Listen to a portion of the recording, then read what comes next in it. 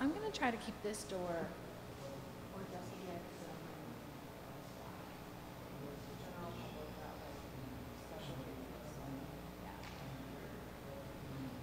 So I'm going to list some panels.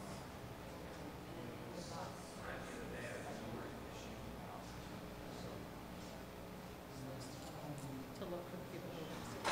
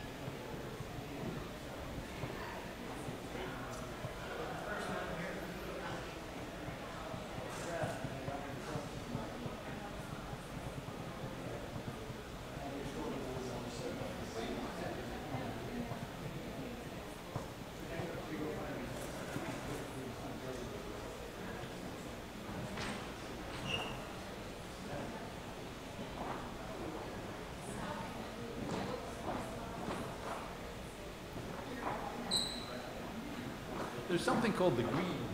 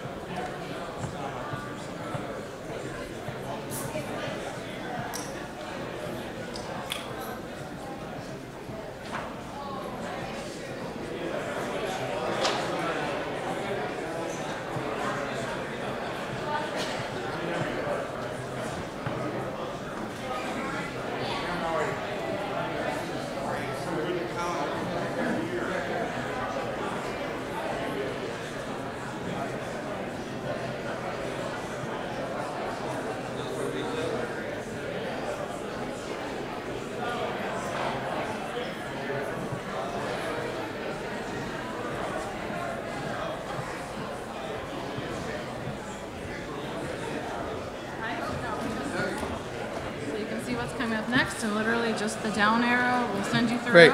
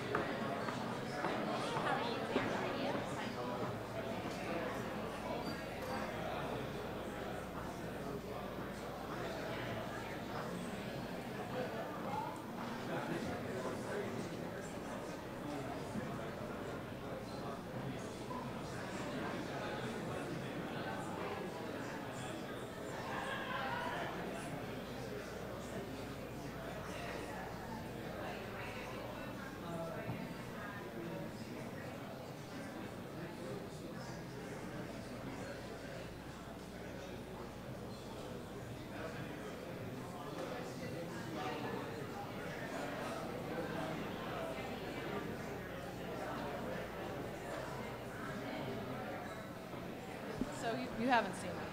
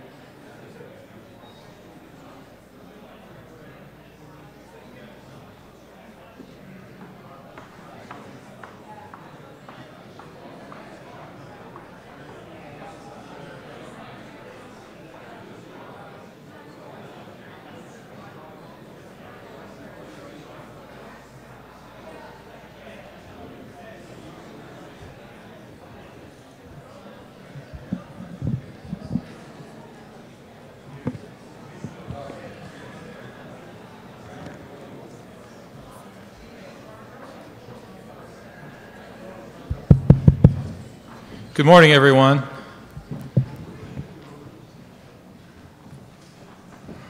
Let's do the hush. I'm John Lahosky. I'm the Interim Executive Vice President of Carnegie Mellon University, and it's my pleasure to welcome you to this inaugural meeting of the Global Learning Council held in Pittsburgh. We're delighted that a very large number of the GLC members are present today, and as well as numerous thought leaders and dignitaries here to participate in the important discussions that will take place over the next 2 days. I'm especially delighted that the presidents of Carnegie Mellon University, Subra Suresh, and of the University of Pittsburgh, Patrick Gallagher, both members of the GLC, are here for this opening session to offer remarks on the importance of this initiative and the role of the GLC in it. Our first speaker is the 9th president of Carnegie Mellon University, Subra Suresh. He joined Carnegie Mellon a bit over a year ago, following a very successful term as director of the U.S. National Science Foundation. Prior to his government service, he had a distinguished career at MIT, where he served as dean of their School of Engineering and was the Vannevar Bush Professor of Engineering. President Suresh is an outstanding engineer-scientist, and among his many honors is his election to all 3 of the U.S. National Academies, the NAE, NAS, and the IOM. He's also very committed to the science of learning, and he's worked not only to establish the GLC, but also was instrumental in creating Carnegie Mellon University's Simon Initiative. Please join me in welcoming President Subra Suresh.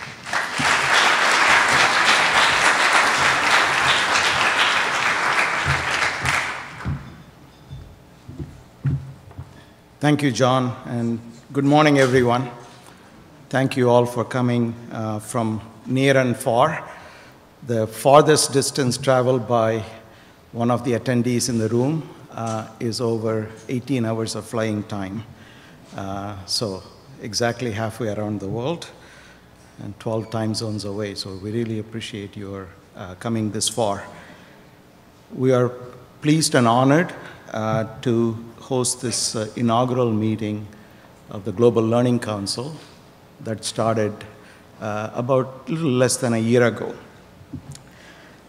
Let me put into context how far we as technologists or as human beings have come, and I'm going to personalize it.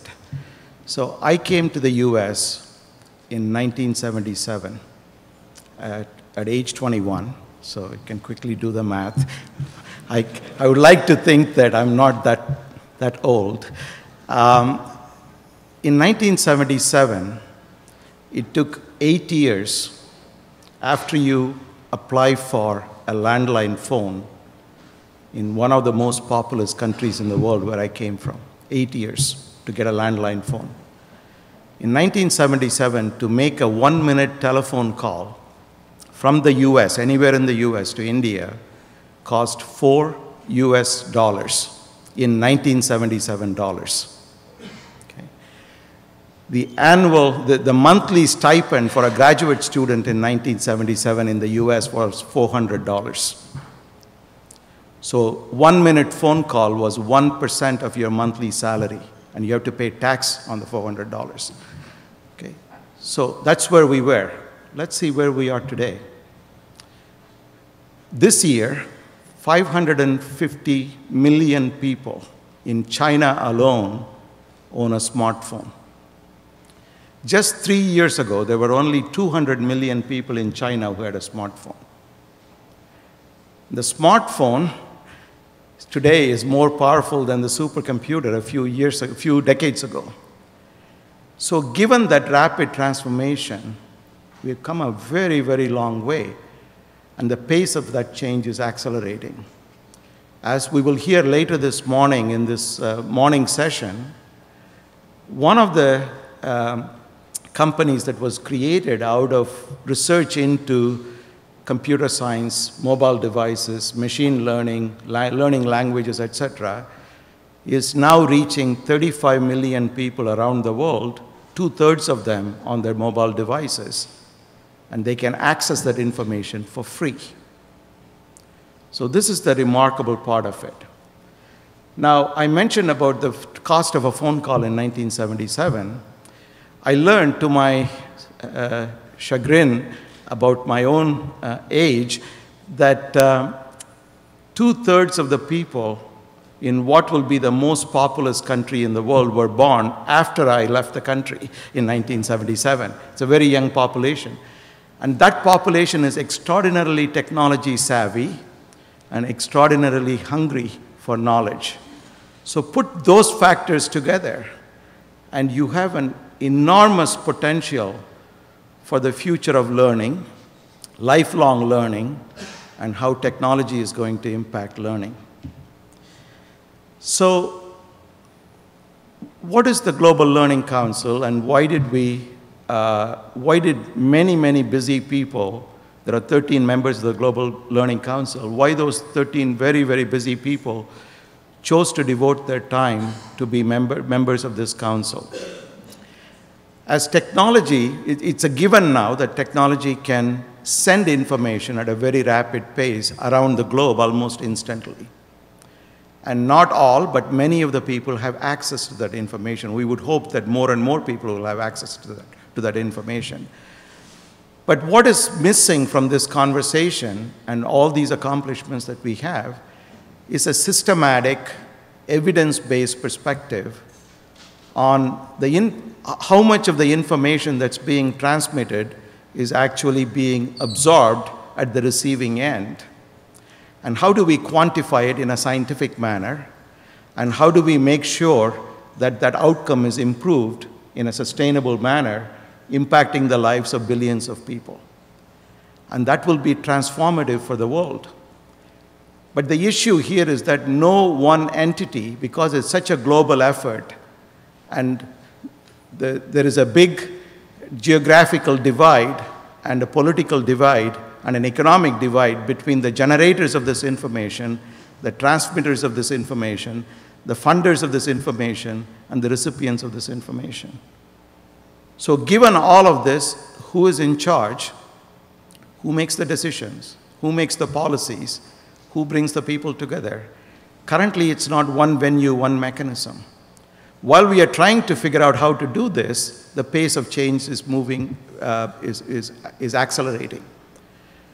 And that's one of the reasons behind the Global Learning Council. If we bring thought leaders, people who have a huge impact, huge stake in this, from presidents of AAU and APLU to leaders in industry, leaders in nonprofit, leaders from academia, and leaders from organizations that have, through MOOCs and other venues, have been successful in transmitting information to large audiences around the world. If we bring them together and start a conversation, that's a necessary starting step.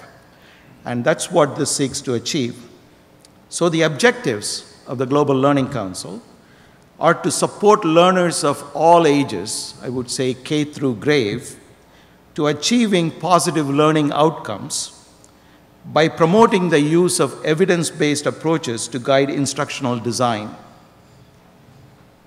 So this is something where, as Carl Wyman, one of the members of the GLC, and somebody who has devoted the last 10 years of his life to this cause, and a very accomplished Nobel Prize-winning physicist, as he noted in one of our earlier telephone conferences of the GLC, in many fields there are examples of successful ways in which we can improve learning outcomes.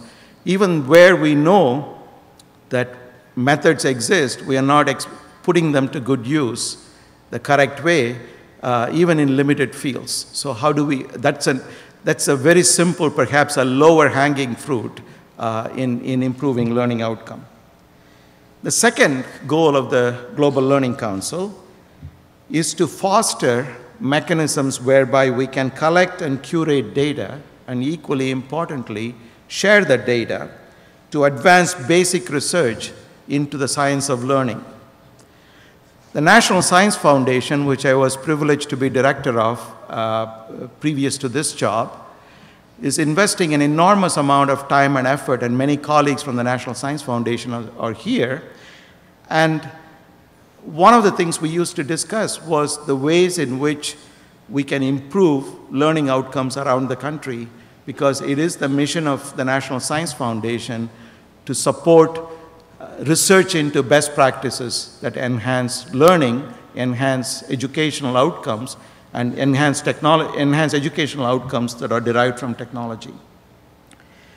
The third goal of the Global Learning Council is to foster collaboration across sectors academia, for-profit industry, non-profit foundations, government agencies, policymakers, think tanks, different disciplines, and across national borders. So we are engaging through the Global Learning Council as many folks as possible with as broad a reach as possible. Of course, initially, the bulk of the membership of the Global Learning Council is based in the United States because of the demographics and because of the way in which technology has evolved and platforms are evolved. But of course, the reach cannot be just US. It has to be global because of the population demographics. And this is something that, that we are very mindful of. The French politician, Georges Clemenceau, once said during World War I that war is too important to be left to generals. So some would argue that education is too important just to be left just to professors and teachers. And how do we create a conversation so that we have all key players taking a major role in shaping and maximizing the outcome of learning. Learning science is also cross-disciplinary. And as a result, it's very important that we make sure that we bring very different perspectives from very different fields to come together so that we can tap into the latest advances.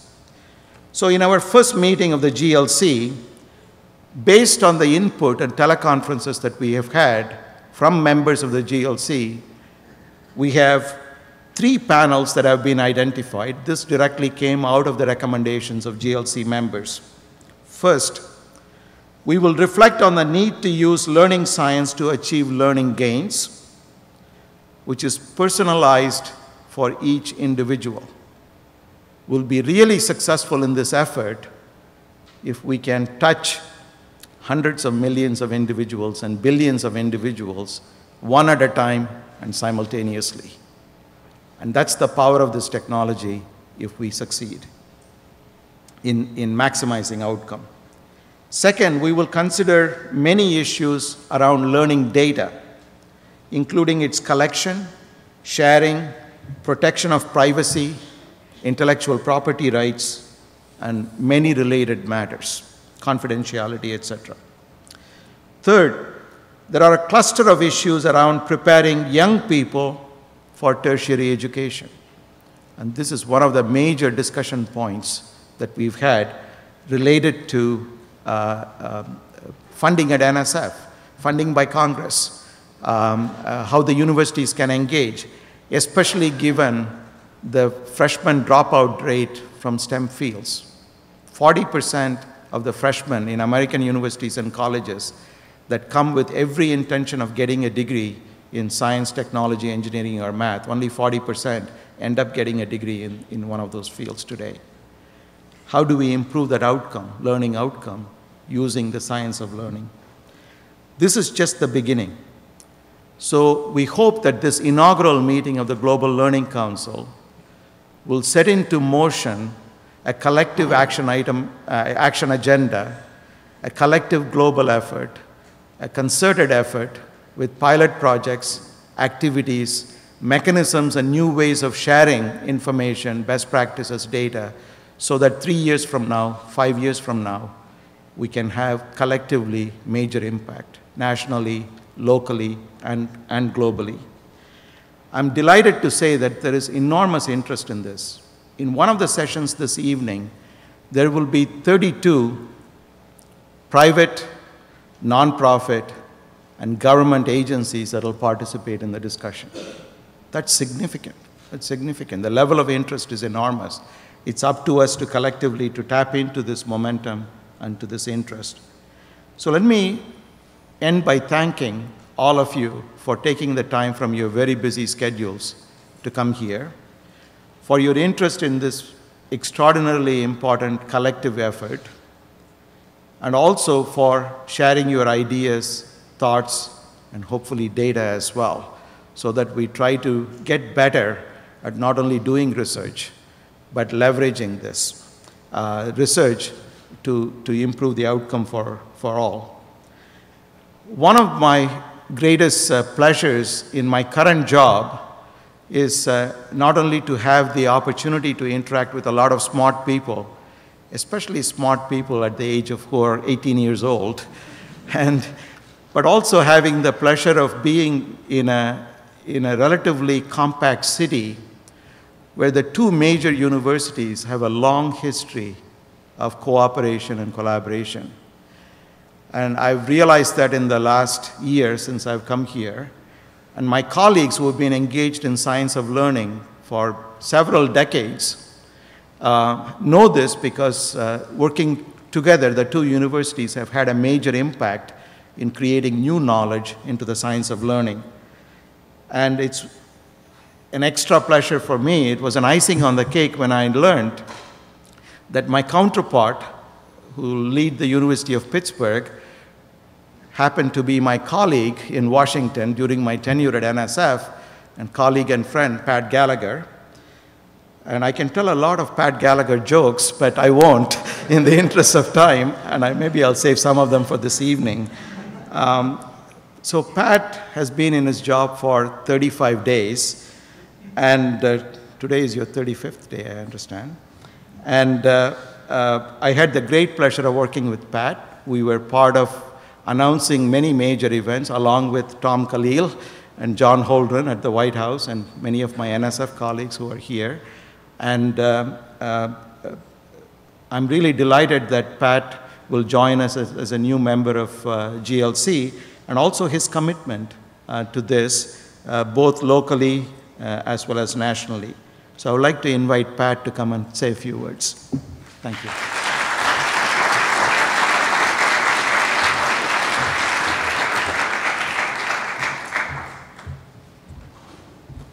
Good morning, everybody.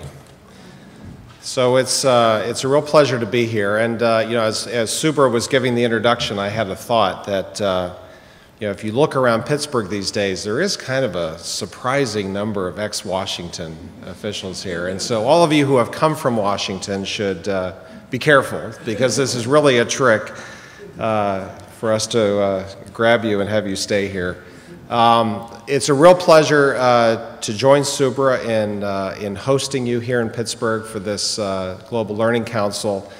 And I'm really looking forward to the workshop today and tomorrow and the meeting, and in particular now that we're really getting into the soul of this in terms of putting together the actions that will foster this kind of collaboration. But since I'm the new guy on the council, I wanted to just reflect a little bit more on the why we're here. You know, we are sitting at the crossroads of at least three very powerful currents, which makes this time, I think, critical in this issue. The first current is technology. What is being enabled in the realm of communication, in measurement, and in data is clearly revolutionizing every aspect of the society around us, and we know that it will have the similar potential, positive and negative, to impact how we learn and teach. But the other two major currents I want to touch on as well. The other one is science. We are also at a point where we have made progress in the science of learning, in cognition, in the science of information, and in the social sciences, because so much learning is not just the individual, but it's in fact happening in the fabric of the societies that we live in. And finally, the final current, maybe the most important of all, which is at a time when, look, the human race has always been defined more than any other species with its ability to harness knowledge to advantage us, to promote our own survival. And we live at a time when that dependence on knowledge has never been larger. When the fate of countries, when the health of our societies, when the robustness of our economies depends on having a knowledgeable, knowledge-driven enterprises and knowledgeable citizens. And so at these cross currents of technology, science, and need, we find ourselves answering and addressing the most fundamental question of all, which is how do we prepare the society and advance that learning. And I think the catalyst for this and why we're sitting in Pittsburgh having this discussion has two roots. One, Subra was alluding to, which is Pittsburgh has an interesting, maybe unique track record of working collaboratively in learning. Going back to when I was a student at the University of Pittsburgh, by the way, attending some classes at CMU, so I remember hiking across town to come here.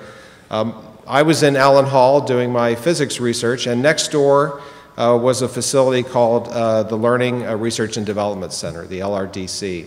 And the mission of the LRDC was, in fact, to take an interdisciplinary approach and combine learning with social sciences and really look at outcomes. And that mission was important then, and it's grown in importance today, now adding things like the Institute for Learning, which really look at the translation and taking this to scale and putting this into practice. And then, of course, our joint learning lab, where CMU and Pitt are working together with funding from the National Science Foundation and others to look at combining cognitive theory, information technology, and learning to do revolutionary things. And you're going to hear about all of these things, but this is a city that has a habit of realizing that education and learning are inherently multidisciplinary, and in fact the deepest advances are going to be made by working together. And the other catalyst is really Subra and his leadership, and I want to thank him for that, because it was the realization that if we're really going to make progress here, we have to tackle this at a global scale and work together across and bring all parties together. And I want to thank him for realizing that and for really creating this structure and this forum where we can begin to do that and work together to shape that. So let me add my thanks for all of you for traveling out here. Let us know if there's anything we can do to make your stay more enjoyable and productive, and I look forward to working with you throughout the day. Thank you.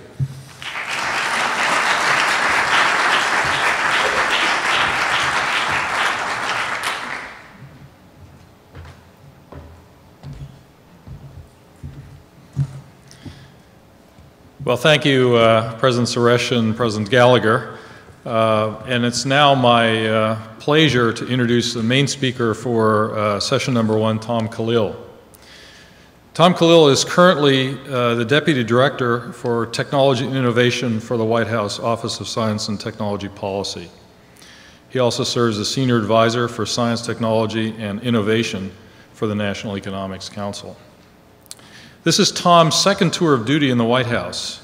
During the Clinton administration, Tom served as Deputy Assistant to the President for Technology and Economic Policy, as well as Deputy Director of the National Economics Council. In addition to his extensive White House experience from 2001 to 2008, Tom was a Special Assistant to the Chancellor for Science and Technology at the University of California at Berkeley.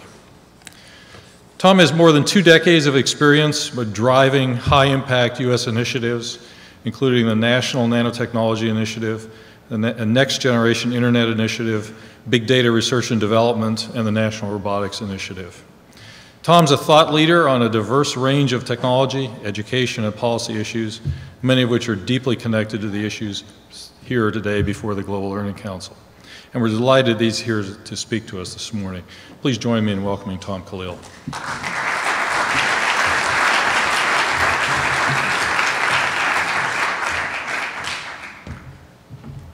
Well, good morning. It's a pleasure for me to be here, and it's great to see so many friends and colleagues.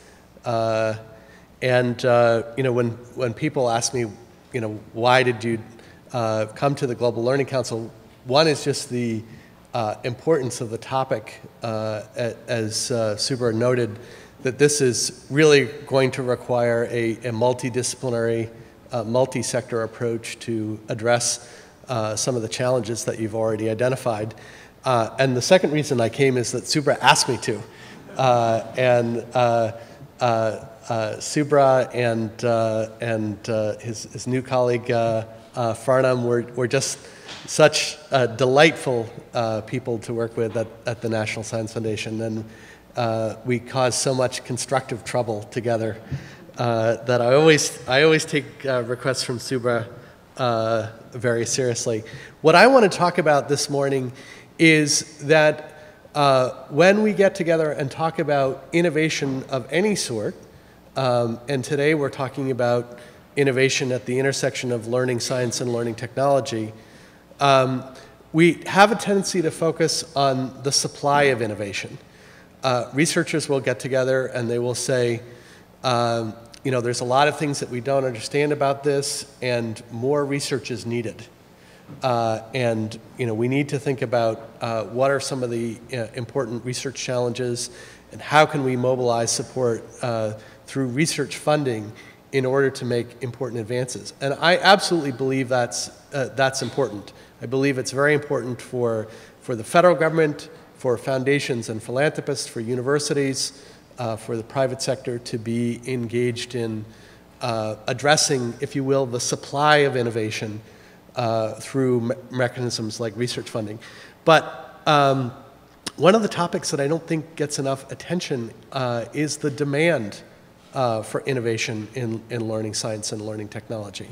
And if you take nothing else away from my talk, I hope you'll remember that we not only need to look at the supply, but we need to look at the demand. And I have an idea that I've been bothering people about what are some experiments that we might try that really try to seek to address the demand for innovation in learning science and technology, and how might we create markets for breakthrough learning technologies.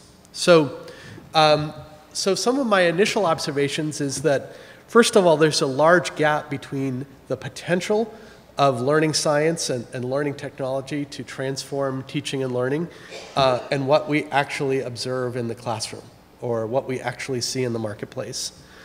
And I think there's a number of different reasons for that. But one of the reasons is the nature of the market for learning technology, particularly if we look at K through 12, but I think some of the points that I'm going to make are not only relevant to K through 12, but lifelong learning and K through 20 more broadly.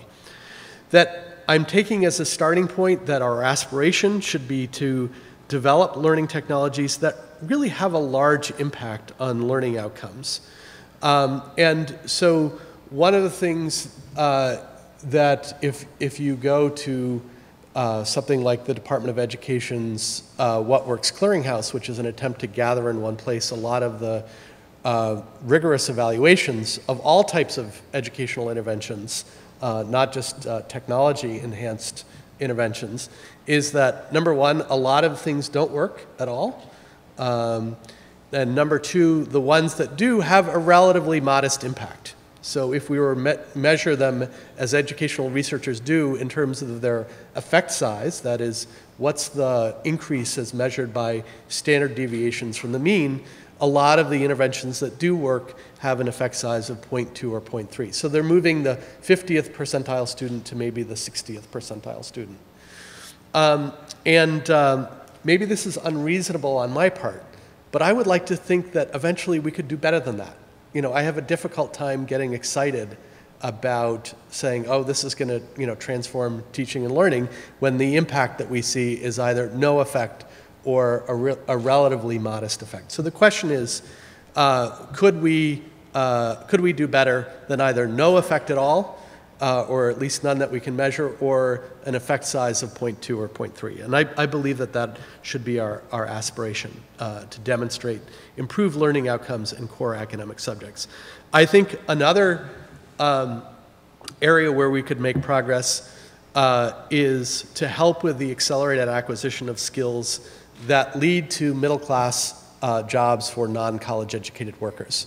So one of the major trends that you see in the wage data is for non-college educated workers actually declined in real wages since the 1970s. And so is there an opportunity to help someone master a set of skills, an industry-recognized certification for those skills, and a middle-class job for non-college educated workers. I think that would be another interesting goal for learning technology.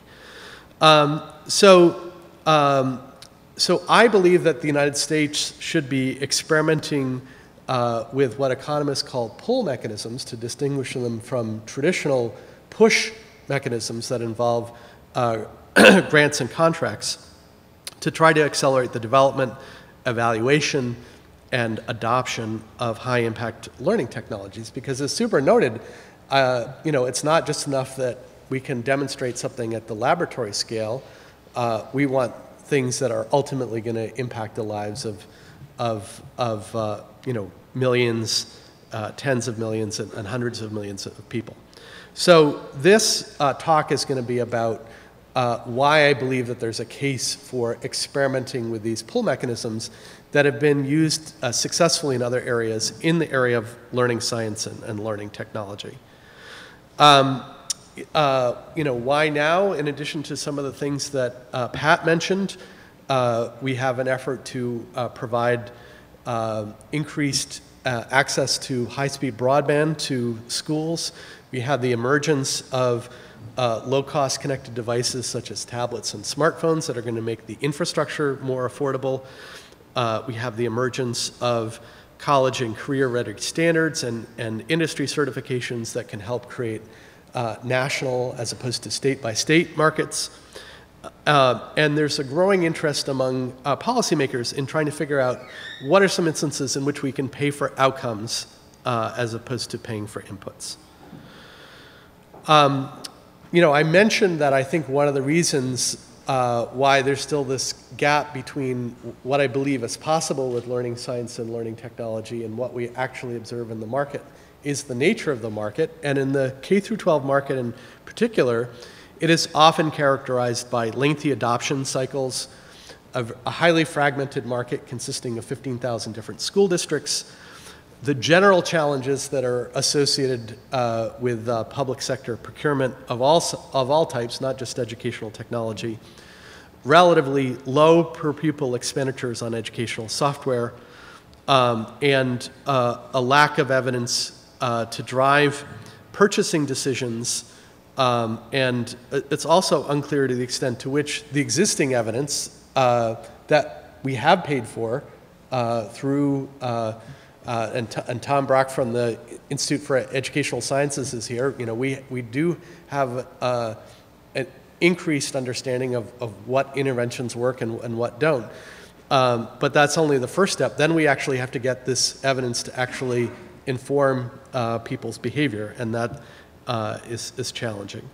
So the questions I'm interested in are do the features of that market, when combined, do they conspire to limit investments in R&D and product development and rigorous independent evaluation below what might be desirable from a societal point of view? So the private sector is routinely able to raise $50 million in capital to develop a new game for the Sony PlayStation or the Xbox 3 platform.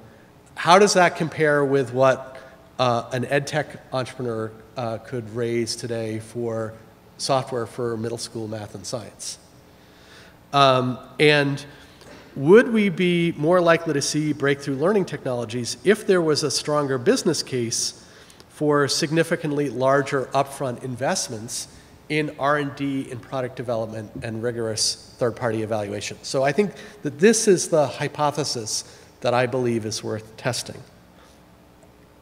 So I've talked about learning science and learning technology. I'm not going to spend a lot of time on learning science because I'm in an audience that knows about 10 times more than I do about this topic. I just wanted to make the pretty obvious observation that the design, use, and evaluation of learning technology should be informed by advances in the learning sciences, such as cognitive science and educational psychology and social psychology and discipline-based education research.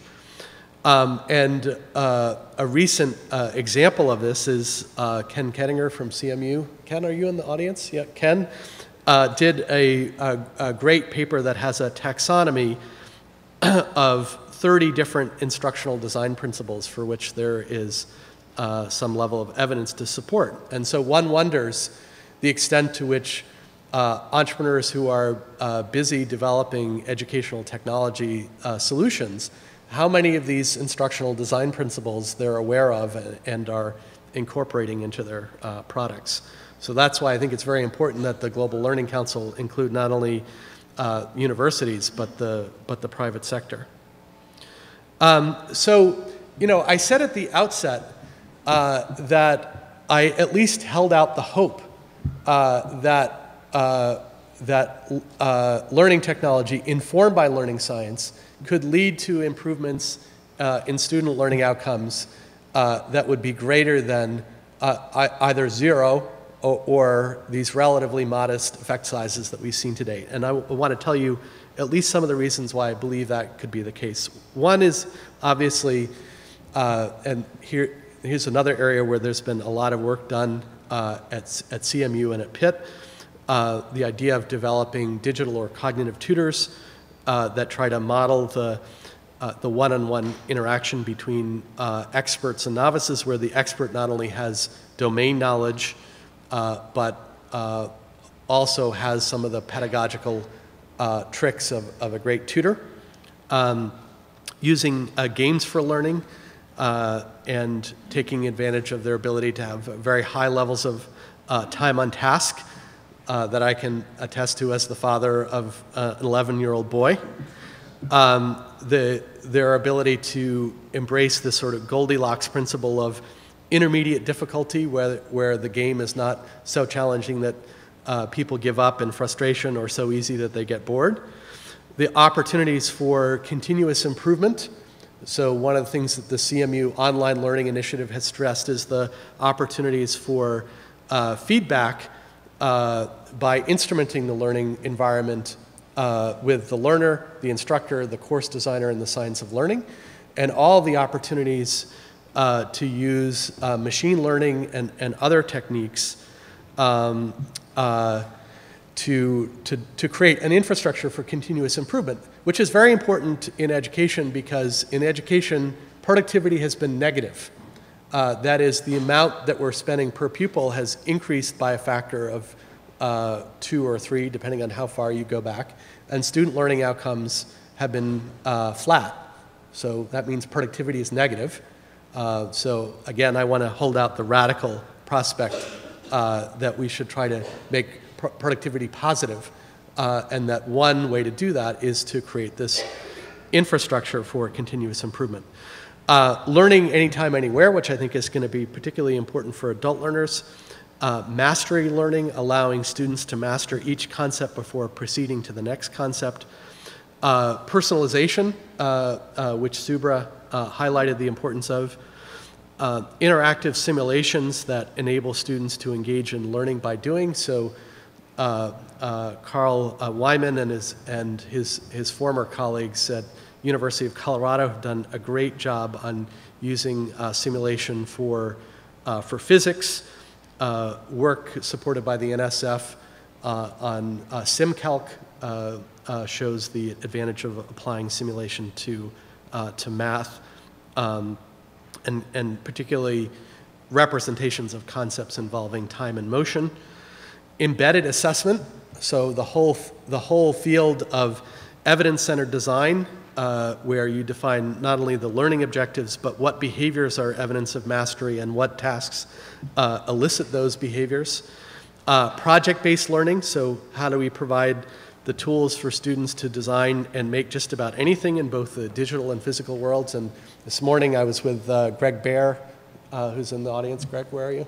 And his colleagues with the Kids and Creativity Network. And so Pittsburgh is really ground zero for this effort to integrate making into the classroom. And then, you know, one of the things that information technology offers is that once you've paid for the upfront fixed cost of developing high-quality software and online services and having those rigorously evaluated, the marginal cost of making them available to more people is not zero, but it's low.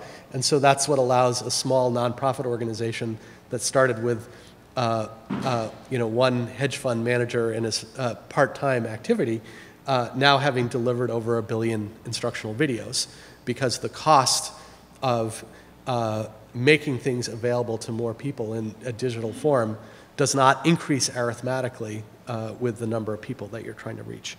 So these are some of the reasons why I believe that that learning technology has the potential, again, when informed by learning science, to improve outcomes. And so what I want to talk about now is, what do I mean by pull mechanisms? So again, economists who study innovation make the distinction between push and pull approaches. And I'm just going to give you a couple of examples of these pull mechanisms and how they've been applied in other contexts. So one is an organization called the X Prize Foundation, which started the modern renaissance of the use of incentive prizes. And incentive prizes, instead of something like the Nobel Prize, where I recognize you for work that you've already done, I identify some goal that no one has achieved, and I offer to provide a cash prize to whichever team accomplishes that. So they started with wanting to see a privately funded spacecraft that would go up 100 kilometers and repeat that within a 2-week period.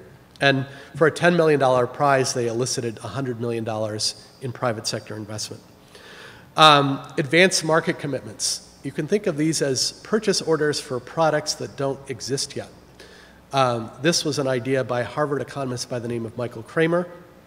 It was eventually supported by the Gates Foundation in 5 countries. And this coalition went to the pharmaceutical industry and said, if you develop a vaccine for this disease, which is safe and effective, we commit that we will purchase X million doses at $7 a dose. And that eliminated the usual 15-year gap that exists between when a vaccine is available in rich countries like North America and Europe and when it's available in low-income developing countries. And that intervention will save the lives of millions of kids over the next 20 years. So why did the finance ministers like this idea? Because had the pharmaceutical industry not developed the vaccine, the countries would have been out $0. So it was a commitment, but it was contingent on the private sector actually delivering the goods. So again, it's this effort to sort of pay for outcomes as opposed to paying for inputs. Milestone payments. This is another similar approach. So NASA and SpaceX and other commercial space companies have a collaboration. NASA was interested in having a rocket that could deliver and retrieve cargo from the International Space Station, and they defined 14 intermediate milestones, and whenever SpaceX met one of them, they got a check. Pay for success is another approach, and then there's the buyers consortium. So Department of Energy got all of the several hundred stakeholders in the commercial building sector to identify a technology that they needed to improve the efficiency of commercial buildings, and said in a non-binding way, if someone were to develop something like this, we would buy it. So these are all approaches that are trying to push innovation through funding research and development through grants and contracts. And I want to stress I'm a big fan of that. All I'm saying is that we have not been paying enough attention to utilizing these demand-side approaches to stimulating innovation. I'm going to skip some of the stuff on some of the benefits of incentive prizes in the interest of time, and talk about what I think are some of the key components of a pull mechanism. So first of all, you have to have some outcome that you care about. And so just for the sake of argument, I'm going to take 8th grade math. So let's say that's the outcome one of the outcomes that we care about. So you have to have an outcome of interest. You have to have baseline data. So one unfortunate finding is that right now only 20% of low-income students are proficient in 8th grade math as measured by the NAEP, the National Assessment of Educational Progress. And again, I'm going to go out on a limb and assume that we would like to do better than 20%.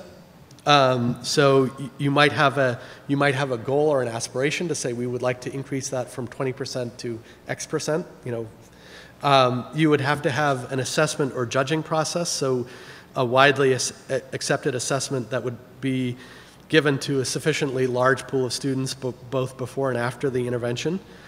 And there would need to be some incentive for the team that develops something that, say, doubled the level of proficiency of low-income students. So it might be a group of large school districts and foundations come together and say, if someone develops a product that has been rigorously and independently evaluated that can significantly increase that level of proficiency as measured by this assessment, then we are going to commit to purchase a site license on behalf of this many students at X dollars per student. So that's one example of how this might come together. I want to talk about some other potential educational outcomes. Reducing the gap in vocabulary size between children from rich and poor households by increasing the level and quality of parent talk. So currently there's a 30 million word gap between the number of words that a low-income child is exposed to as opposed to a child from a middle-class household. Increase the number of students that are proficient in reading by the 4th grade. Increase the number of low-income students that can pass 9th grade courses, because grade retention currently costs $10,000 per student. So this would be a flow of resources that could be used to support an innovation that helped address this problem. Increasing the rate of completion in community colleges for students that require remediation. I think the current pass rate for remedial math at the community college level is 30%. So again, I want to suggest that our aspiration should be to do better than that. Give a worker without a college degree a skill in 4 to 6 months that leads to a middle-class job. And increase the English proficiency for immigrants for both work and civics, and including their ability to become citizens. So these are just a couple of examples, and Boris Saxberg from Kaplan and a number of other folks and I were in a workshop where we were really trying to go to the next level and say, all right, well, what are some of these opportunities, and what types of assessment instruments would you use to evaluate different learning technologies?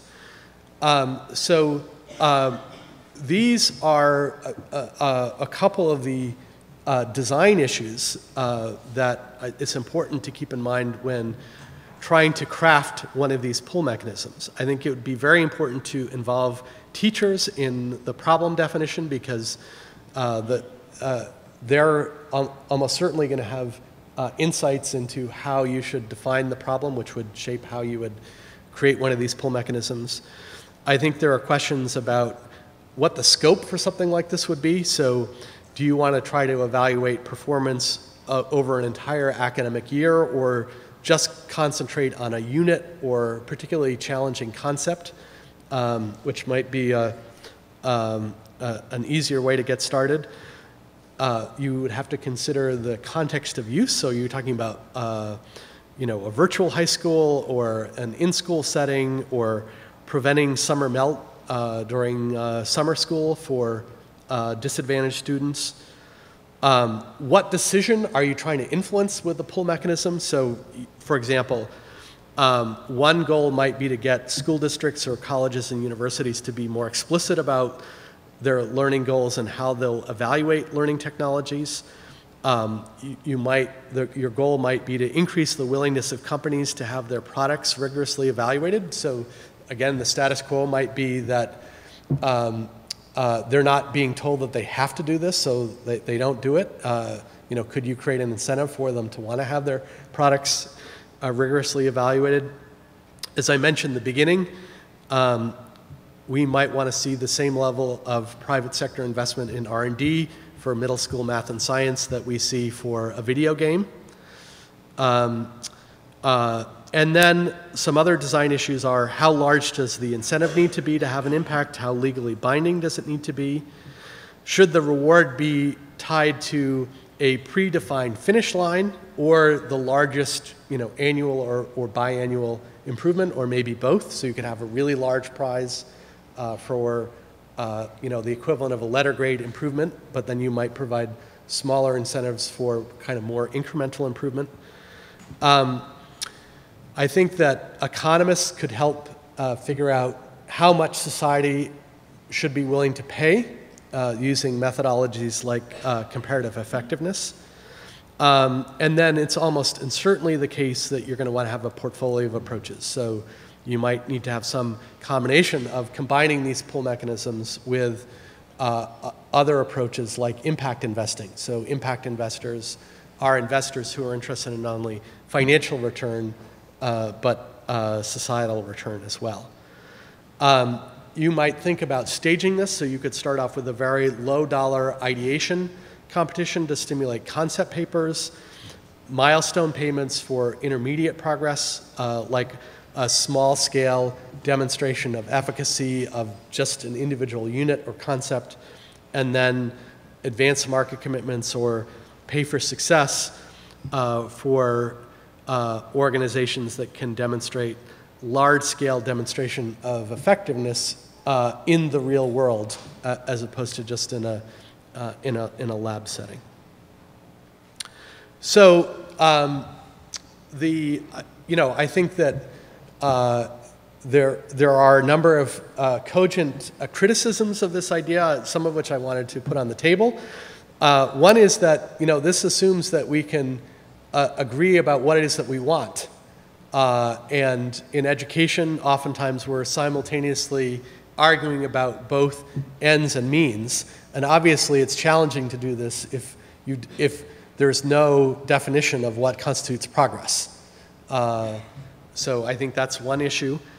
The other is that the educational outcomes that are associated with learning technology are contingent on many factors that are not under the control of the developer of the intervention. So they may be able to control the learning science and the learning technology, but then there are all these other variables like student motivation and the school environment and teacher quality that they have either no or limited influence over. That many participants that you would want to have participate in this, like researchers or nonprofits or startups, have limited ability to self-finance. So in the case of the advanced market commitment, the reason that that worked was that Pfizer and GSK didn't have a difficult time paying upfront for the cost associated with manufacturing the vaccine once they knew that there was going to be a pot of gold at the end of the rainbow. So I think the next steps on this are, first of all, to sponsor some more detailed design efforts in particular areas, such as the ones that I mentioned, but I'm sure there are other ideas as well. And one example of this is a study that the Gates Foundation supported called Making Markets for Vaccines, and it was that study that led to the G7 embracing this idea.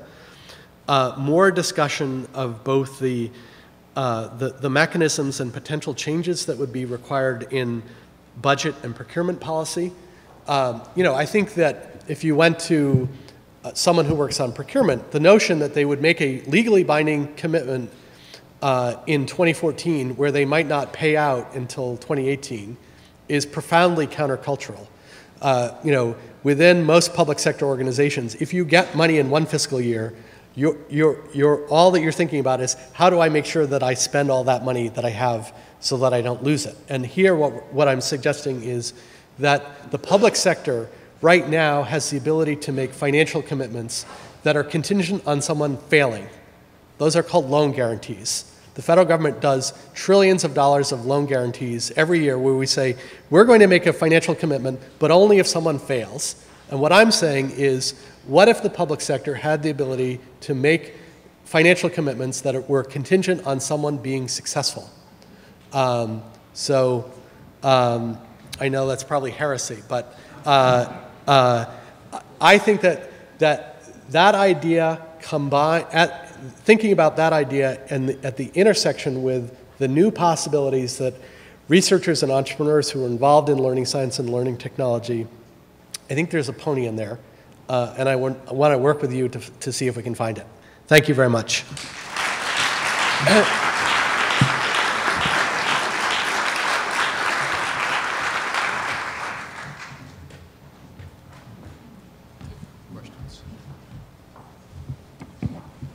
Tom, thanks. Whoops.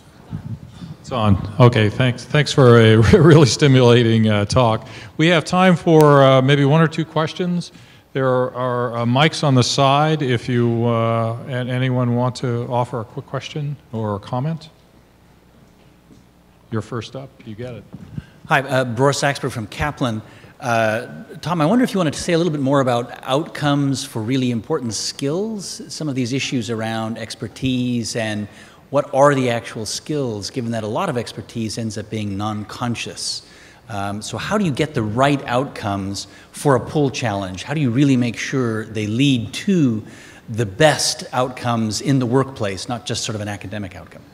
Yeah, so I think that if you were doing something skill-oriented, as opposed to, say, 8th grade math. So if you said, I want someone to master this particular skill so that that is a ticket to a middle-class job, one might start with something like a cognitive task analysis in a skill area to say, what is it that the best performers who are expert in that area know and are able to do, and then could I use a concept like evidence-centered design such that completion of the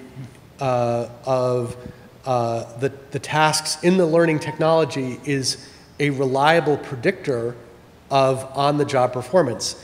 If someone gets to level 60 on World of Warcraft, I don't then say, I would like you to take a paper and pencil test to demonstrate that you're good at World of Warcraft. I review that as pretty strong and prima facie evidence that they're good at the game. So the question is, are there things that we can create that are like flight simulators such that successful completion of those tasks is a reliable predictor of on-the-job performance? One question there. Thanks, Tom. I'm Dan Atkins from the University of Michigan.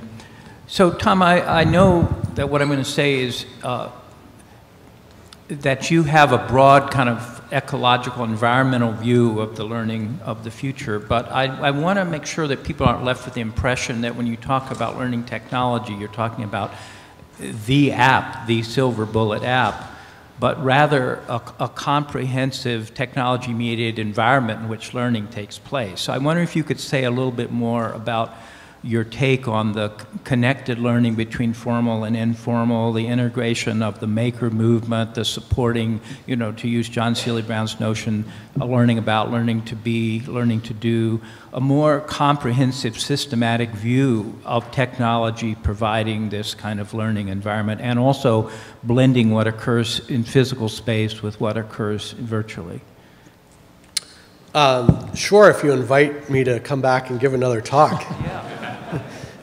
No, I think that's a point well taken, and as I said this morning, I was meeting with the participants in the Pittsburgh learning ecosystem who are really, creating in Pittsburgh something that I think is unique in terms of a vibrant learning ecosystem that is having a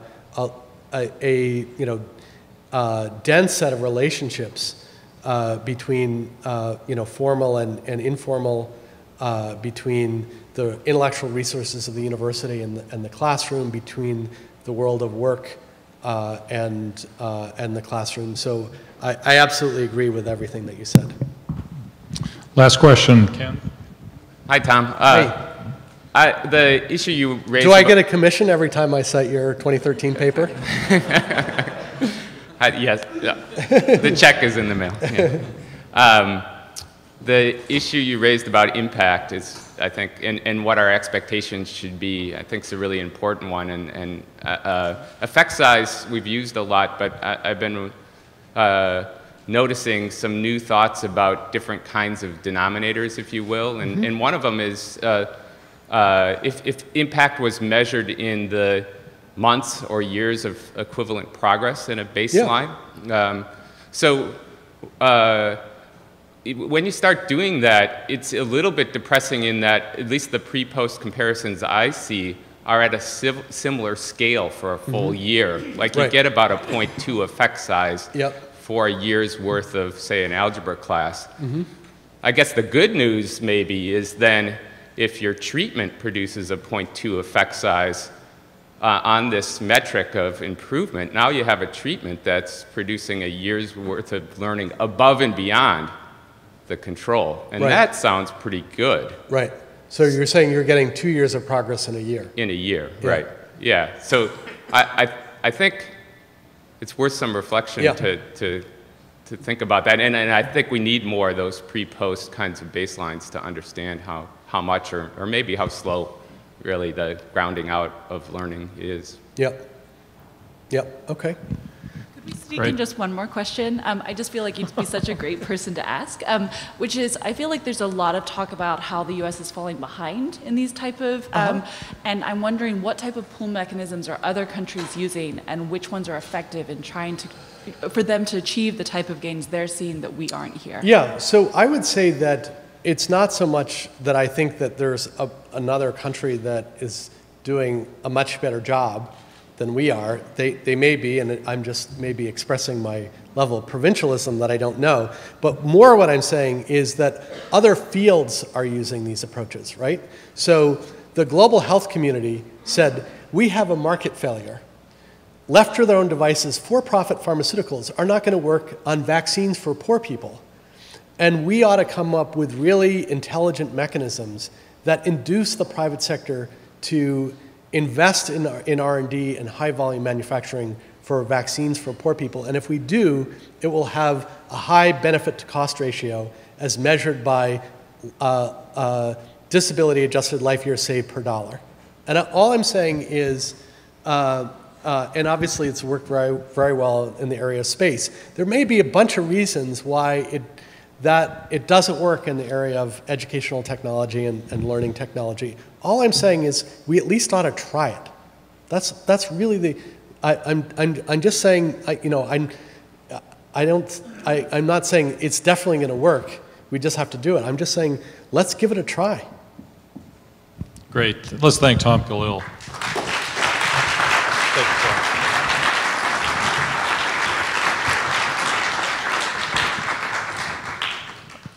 I think we'll next move directly into the panel. So if the panelists could come forward, our next speaker will be Marsha Lovett, who's the director of the Carnegie Mellon Eberly Center for Teaching Excellence and Innovation, and she's a professor of psychology.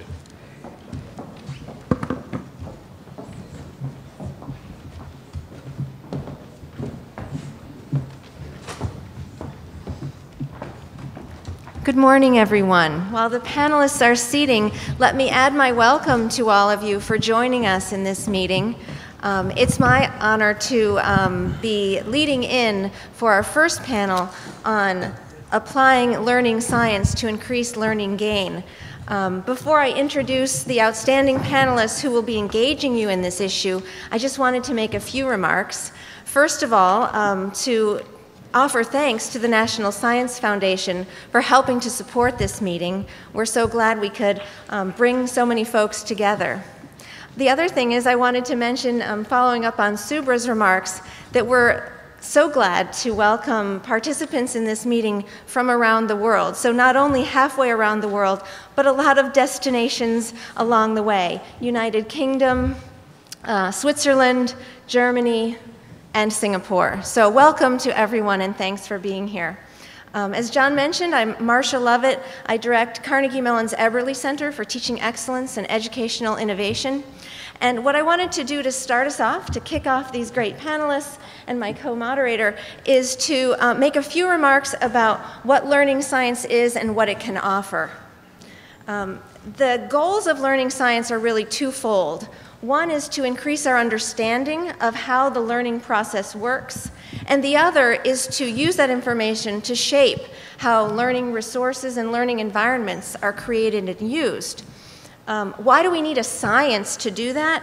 Well, I think part of the reason is that learning is complex. The process of learning is a very complex thing to study, and you can see, even from this rather familiar classroom, a lot's going on.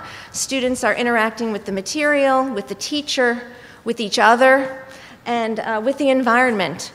Add on to that the nature of learning and how it can change and unfold in online environments, hybrid environments, informal learning, and also on-the-job training. So there's a lot of meat to be studied, and the science of learning can help us get there. The other reason I'd argue is that perhaps learning's a little too familiar. We've all been learners, and so it's tempting to fall into a position that we kind of know how it's going to work, that we know how learning will unfold best, what will be most helpful, or how students will respond to a problem. But I don't think we can rely on our intuition in all cases.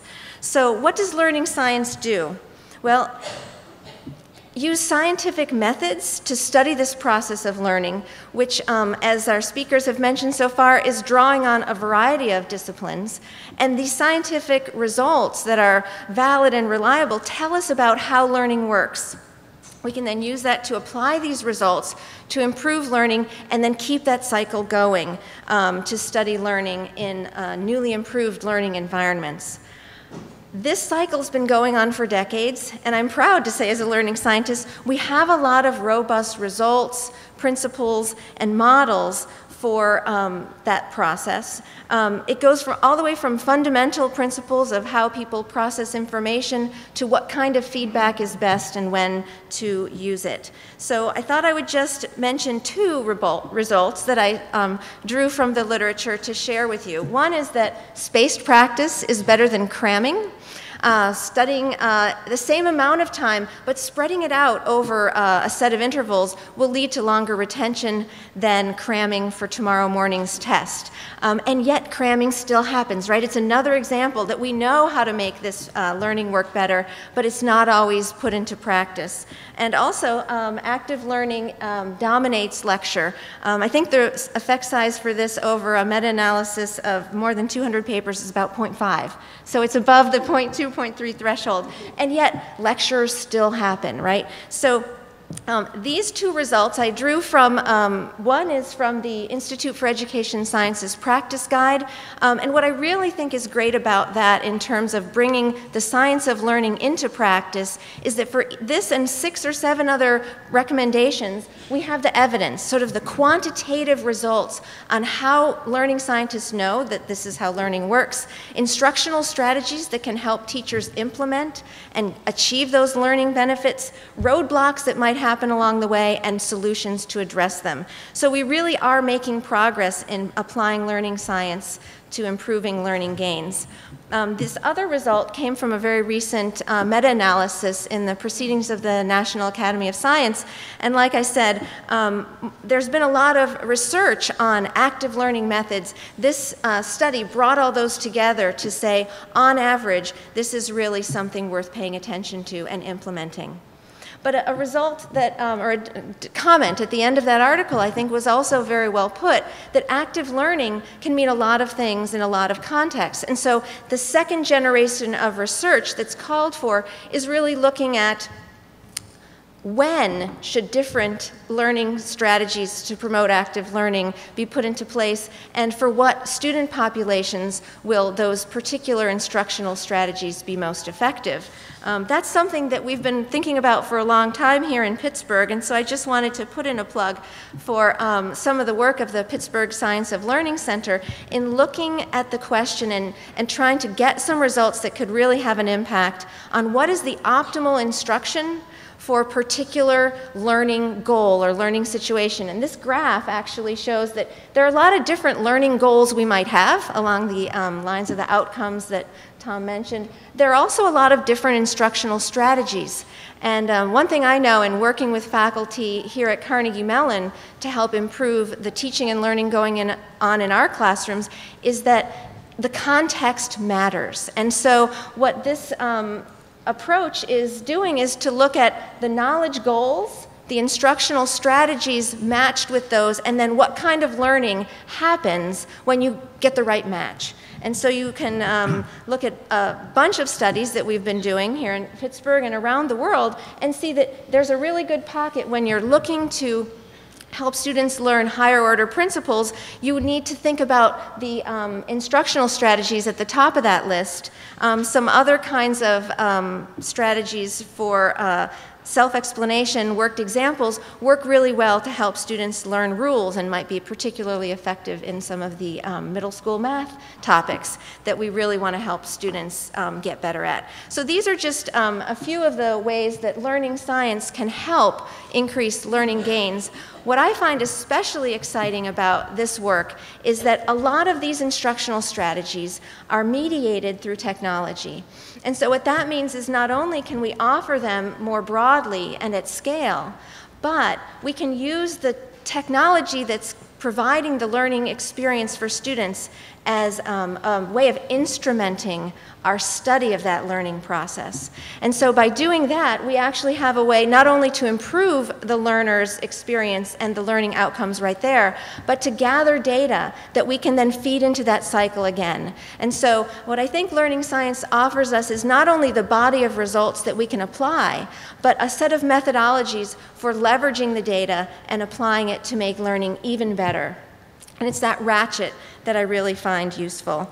And I was going to just take a moment to talk about a study we did at Carnegie Mellon where we found the technology was not only a good instrument for improving the learning gains, but also one that really enabled faculty, course designers, and learning scientists to get a better understanding of the learning going on.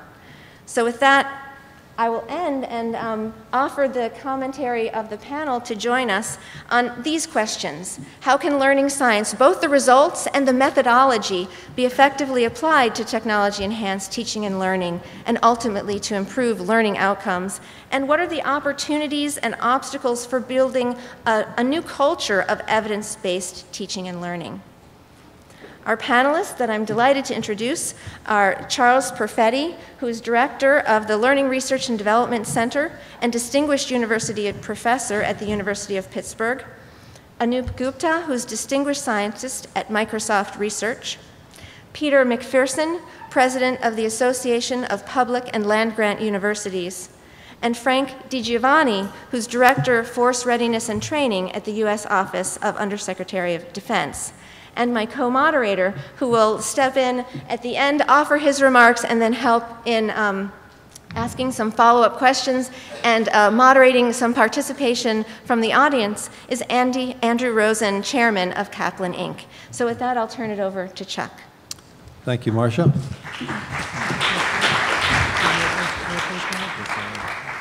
You should know that we each have 5 minutes. And I'm glad that Marsha told you a lot about what learning science has to offer, because in my remarks I'm going to try to cover sort of two broad ideas. One is to talk about just a little bit about what kinds of research constitute learning science. And then I'm going to talk a little bit about what I think are some challenges for technology in relation to learning, what we know about learning science. I think the model for the typical research in learning science is the cognitive model, which I can characterize. It's the individual mind interacting with a particular learning environment. That's both the root of cognitive psychology, and it is also the extension of cognition to interactions with computers, and it's dominated our field, and a lot of what we know and a lot of what we expect to learn is in this tradition, studying individual learners in individual environments. There are a couple others that I think we need to keep in mind that are maybe less visible, but the neurocognitive is one that I will mention. It is the case, as you know, that in addition to an increased interest in learning sciences, there's a boom in brain research. And a lot of the brain researchers do not call themselves learning scientists, but a good part of that research is in fact about learning, about how the brain responds to different kinds of learning environments, how the brain changes as a function of learning, and the brain systems that are involved in different kinds of learning, and differences between, say, learning to do and learning what, declarative and procedural knowledge, just to give an example. These things, these kinds of developments are going to be relevant and are already for an overall understanding of how learning science can contribute to improvements in technology-delivered education.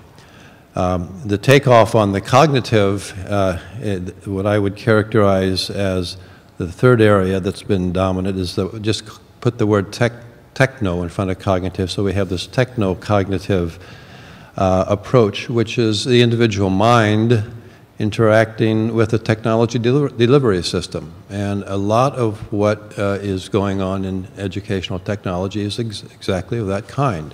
Again, it's an emphasis on the individual mind interacting with, in this case, some technology. What I want to suggest is that we need, and of course this is, what I'm about to say is explicit in the broad concept of the learning sciences, but I think it needs to be emphasized because in Pittsburgh, perhaps the tradition in particular hasn't included this quite as much. But we need to recognize that social environments, learning occurring with other people, individuals interacting with instruction socially rather than only as individuals, is an important part of the overall picture as we want to understand the applications of learning science to future uses of technology. We also want to keep in mind something that's often outside the mainstream of learning science, and that is to think about systems level research, which isn't really cognitive at all, but about how organizations that are critical for managing technology innovations or any kind of instructional change, the huge role they have in whether something is going to be successful. On one vision of technology in the future, schools become irrelevant as more and more people learn on individual mobile and other devices that they can do without school intervention. But I don't think anyone expects that to happen very soon. And in the meanwhile, understanding how schools adapt to change and how they can moderate and affect positive use of technology is important. We've had a plug already for the Learn Lab, the cross-campus PIT CMU PIT with Ken Kadinger as the head. Ken, I know, is still here. I'll spend just a minute mentioning LRDC as an example of a location where a lot of learning science has gone on over a 50-year period. We just had our 50th anniversary. We are a cross-disciplinary center, so in a way we represent what can go on in the learning sciences with psychologists, education, computer scientists, and actually more disciplines, including law and business, in our faculty than one might expect. Our research takes place in labs, brain imaging, classrooms. Recently, because a lot of our work is concerned with educational change and how to take things to scale and make a difference, we have people in our center working with entire school districts and now an entire state of Tennessee, helping them implement math changes that are consistent with the Common Core. So these are all big things at this end of the scale compared with small micro studies of cognition and brain change.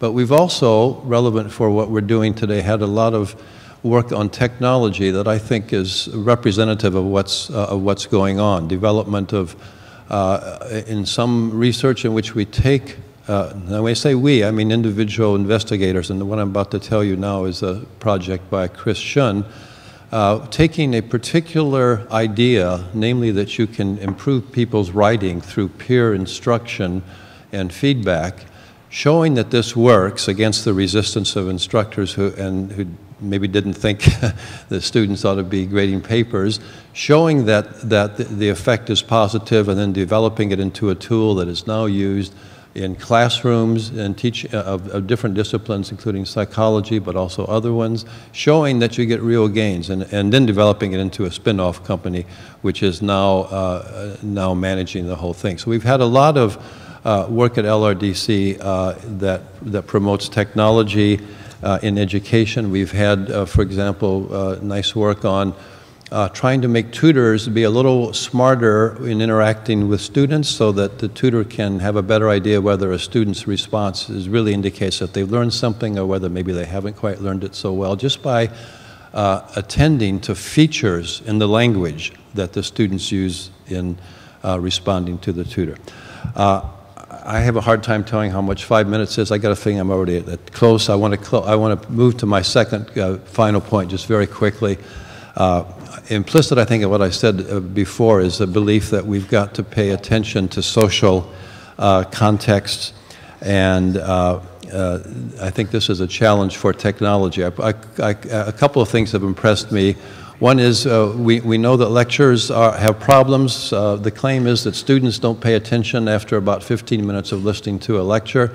Of course, it turns out if you do that if you put your lecture online, research by Dan Schachter has shown that you still get this mind-wandering inattention, and you can't break it up just by giving kids a break. What you got to do to make it work is to give them little quizzes, helping them retrieve information and do a little active participation. I think this kind of thing is important. Again, the point I'm making is pro-social.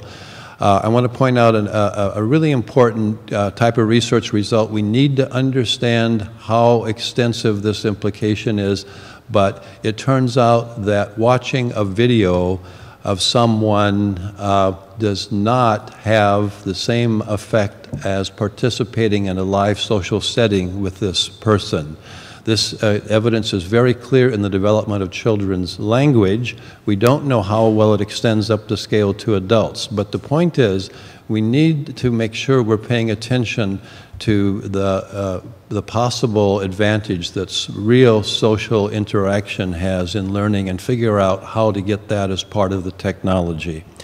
My final remark is that since I'm not a technology person myself in development, I get a lot of my news about technology from NPR. They have great programs and great websites, and I just wonder, because I ran across this just a few days ago, whether anybody knows how to play a League of Legends. Are there anybody under 25 here?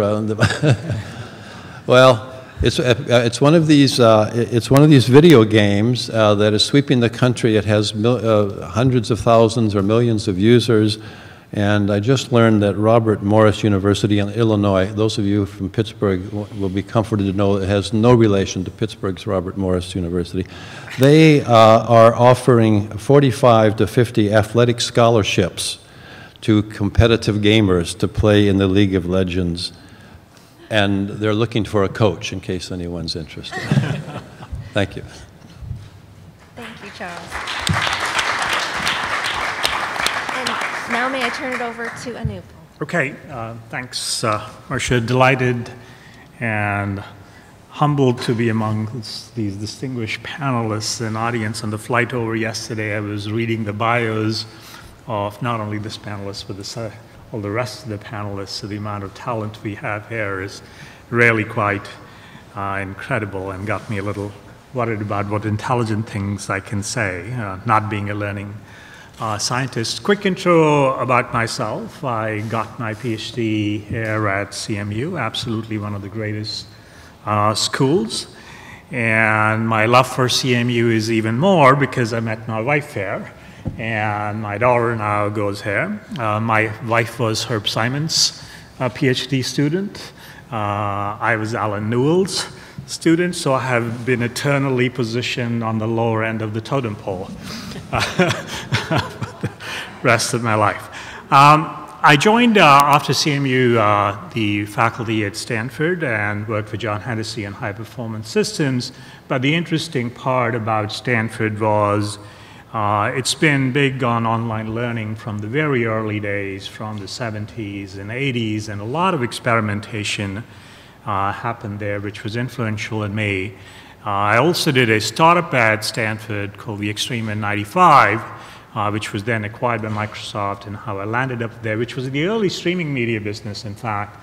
And so we did some of the first online learning with Stanford on the internet in the very early days. And now I'm looking within Microsoft. One of the latest things is what are some unique things we can do and help with the digital transformation of education that are underway.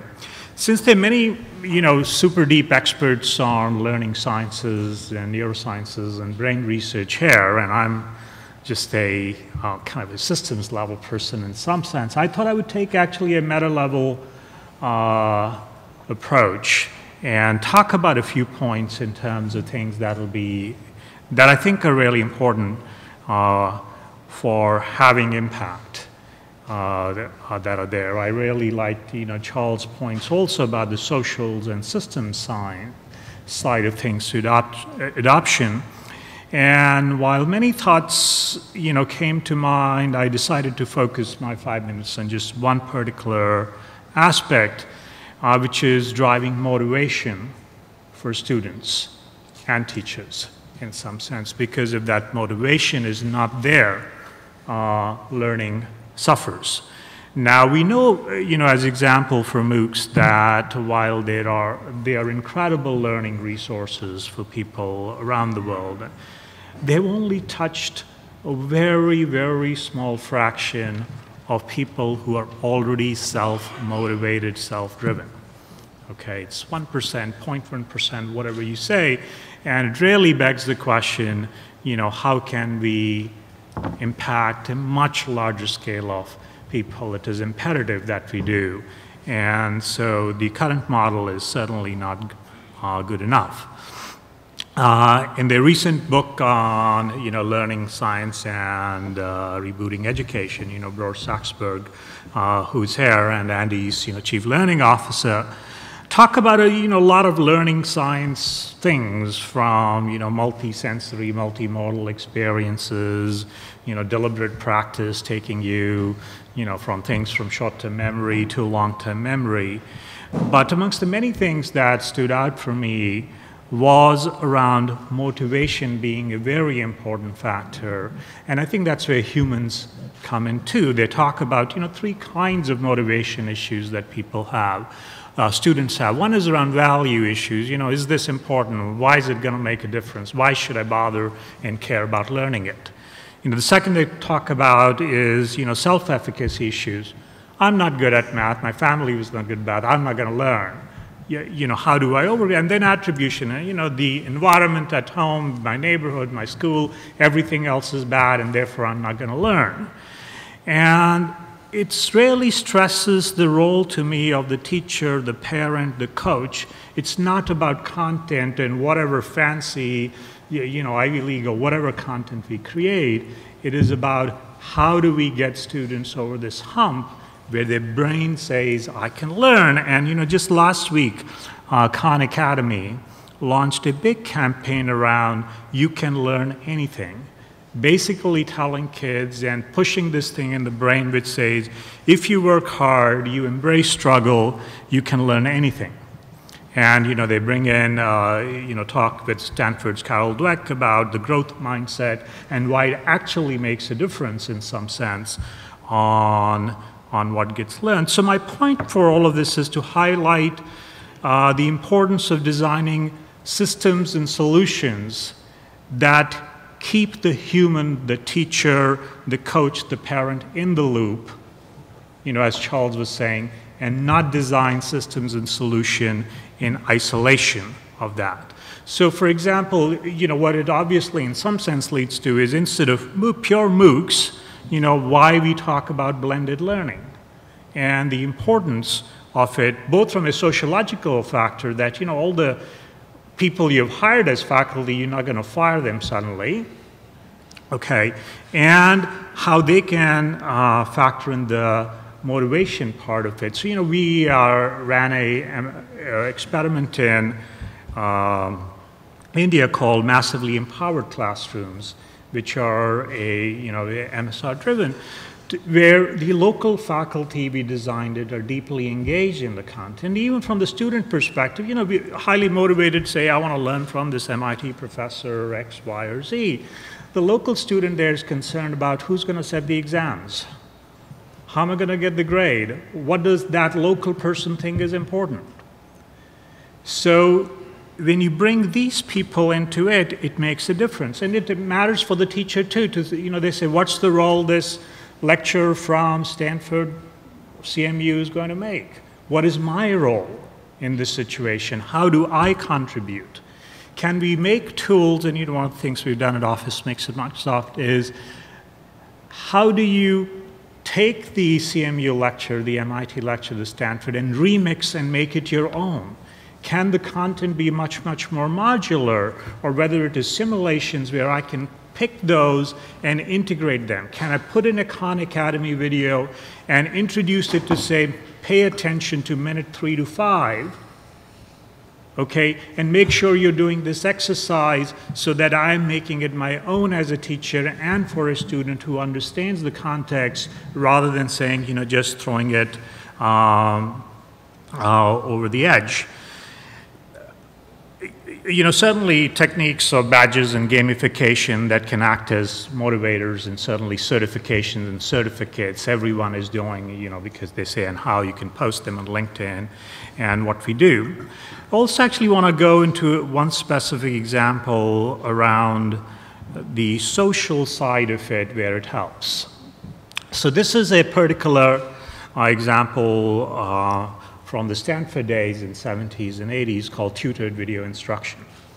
So Stanford was very early in sort of, taking the live lectures in the classrooms over the microwave at that time, because internet didn't exist in 70s, 80s, sending it to classrooms in HP, Intel, and everywhere else. And students got the video in real time. They had a telephone line to talk back. HP came and said, hey, we have people in Roseville, we have people in other ways, they want to learn too. And Dean Jim Gibbons at Etsam said, oh, let's see how we can support them. And what they said is, we will ship you VHS tapes, because we are videotaping anyway, but we don't want kids to learn individually.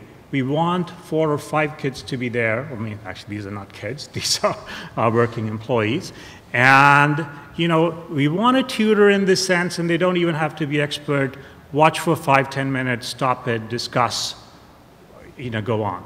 And the end result was, if you look at the 3 comparisons, these remote students without a teacher, just stopping and discussing, did the best in terms of results.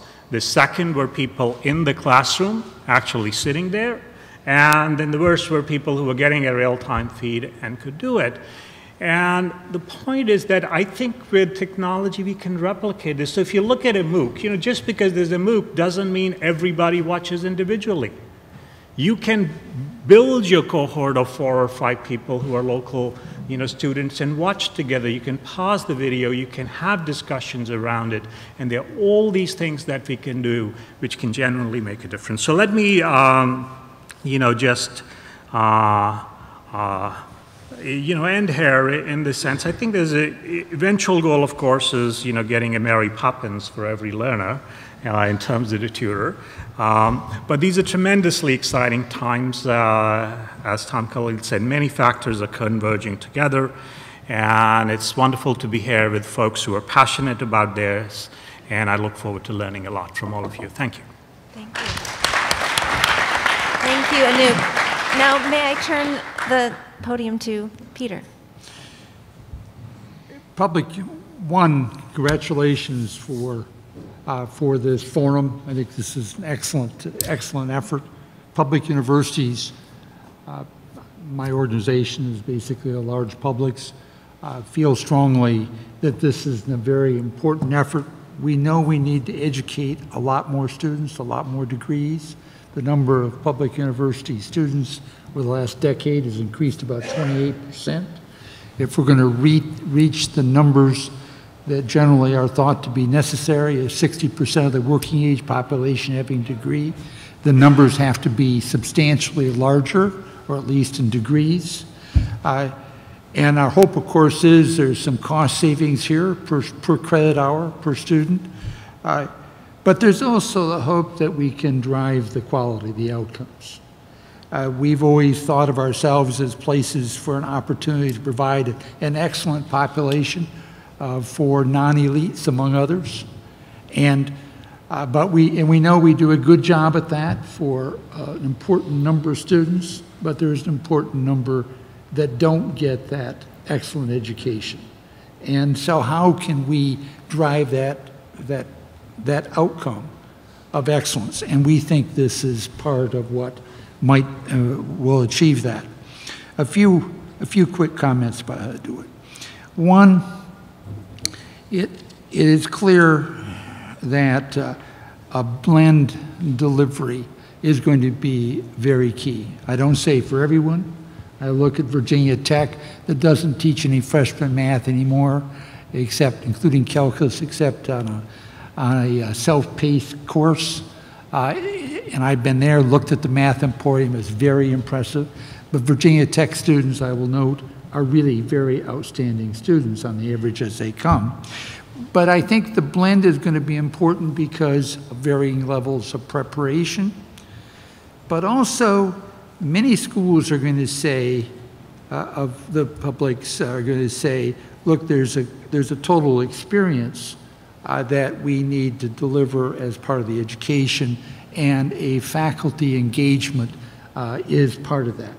So blend is an important portion of this, but I don't think we have marshaled the data as to how to best do various categories, if you will, of blend.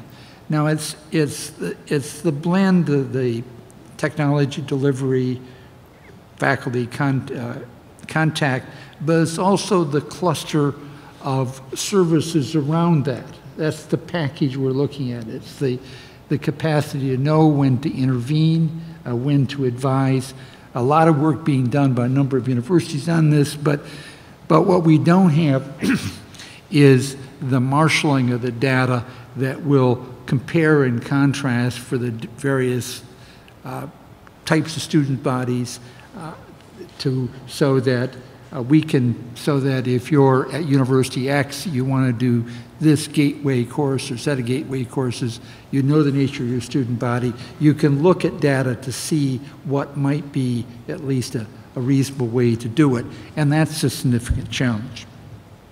Now, this discussion about technology here, I know that they'll be touching upon sooner or later maybe a more extensive discussion, but we're essentially dealing with an institutional sort of quasi-political issue that the tenure track faculty, which are such a critical part, appropriately so, of our institutions, many of them are leery about this. And how do we get the acceptance? Well, one, as we marshal data on outcomes, on learning outcomes, obviously, ultimately, that has to have some persuasive impact because we are educators. But I think also it's going to be worthwhile looking at carefully studying and comparing. We've got some examples now, and we'll have more, on what real impact it has on the number of tenure track faculty. My guess is there's going to be more change within the graduate student / a non-tenure faculty group than a tenure track faculty group. Some serious studies as to what the actual impact has been, I think, would be helpful. I will stop there. It's good to be here this morning. Thank you very much. Frank. So first of all, I want to congratulate the Global Learning Conference and Carnegie Mellon on being able to pick 3 people out of the super bureaucrats in Washington, D.C., particularly Tom and Jim Shelton there. Jim is a fellow insurgent, so Jim, good to see you. As far as the bureaucracy and changing the way we educate folks, and of course Tom, everything I'm about to ready to talk about here, Tom was the catalyst for that. About 3 years ago, he came to my boss and said, hey, we need to do something about making the market and really getting after research and development on education technologies. And so everything I'm about to talk about, Tom was the originator of making that happen. Some of the questions I was asked to look at were learning science, scientific challenges. I'm going to go through a real quick summary of what we're looking at, and I think there's some engineering issues in here as well.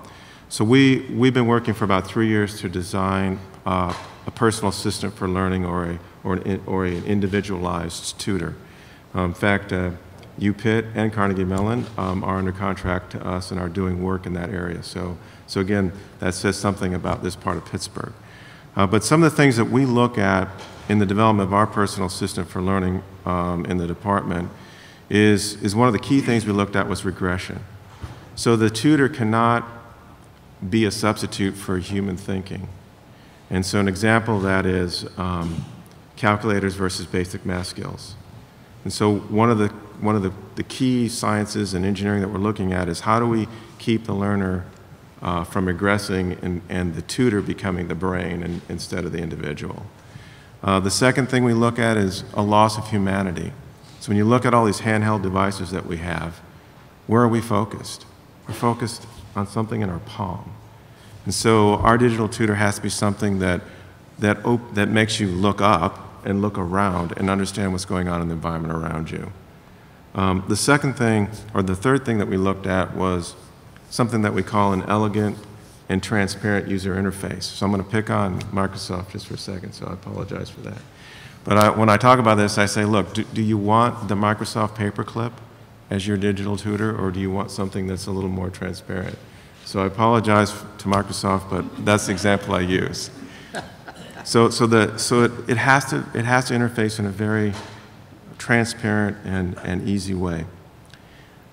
Another thing that's probably more on the anthropological side of the house is when you put a piece of disruptive technology like this into society, particularly when you talk about individualized learning and letting people progress at their own pace, what are the societal impacts of doing that?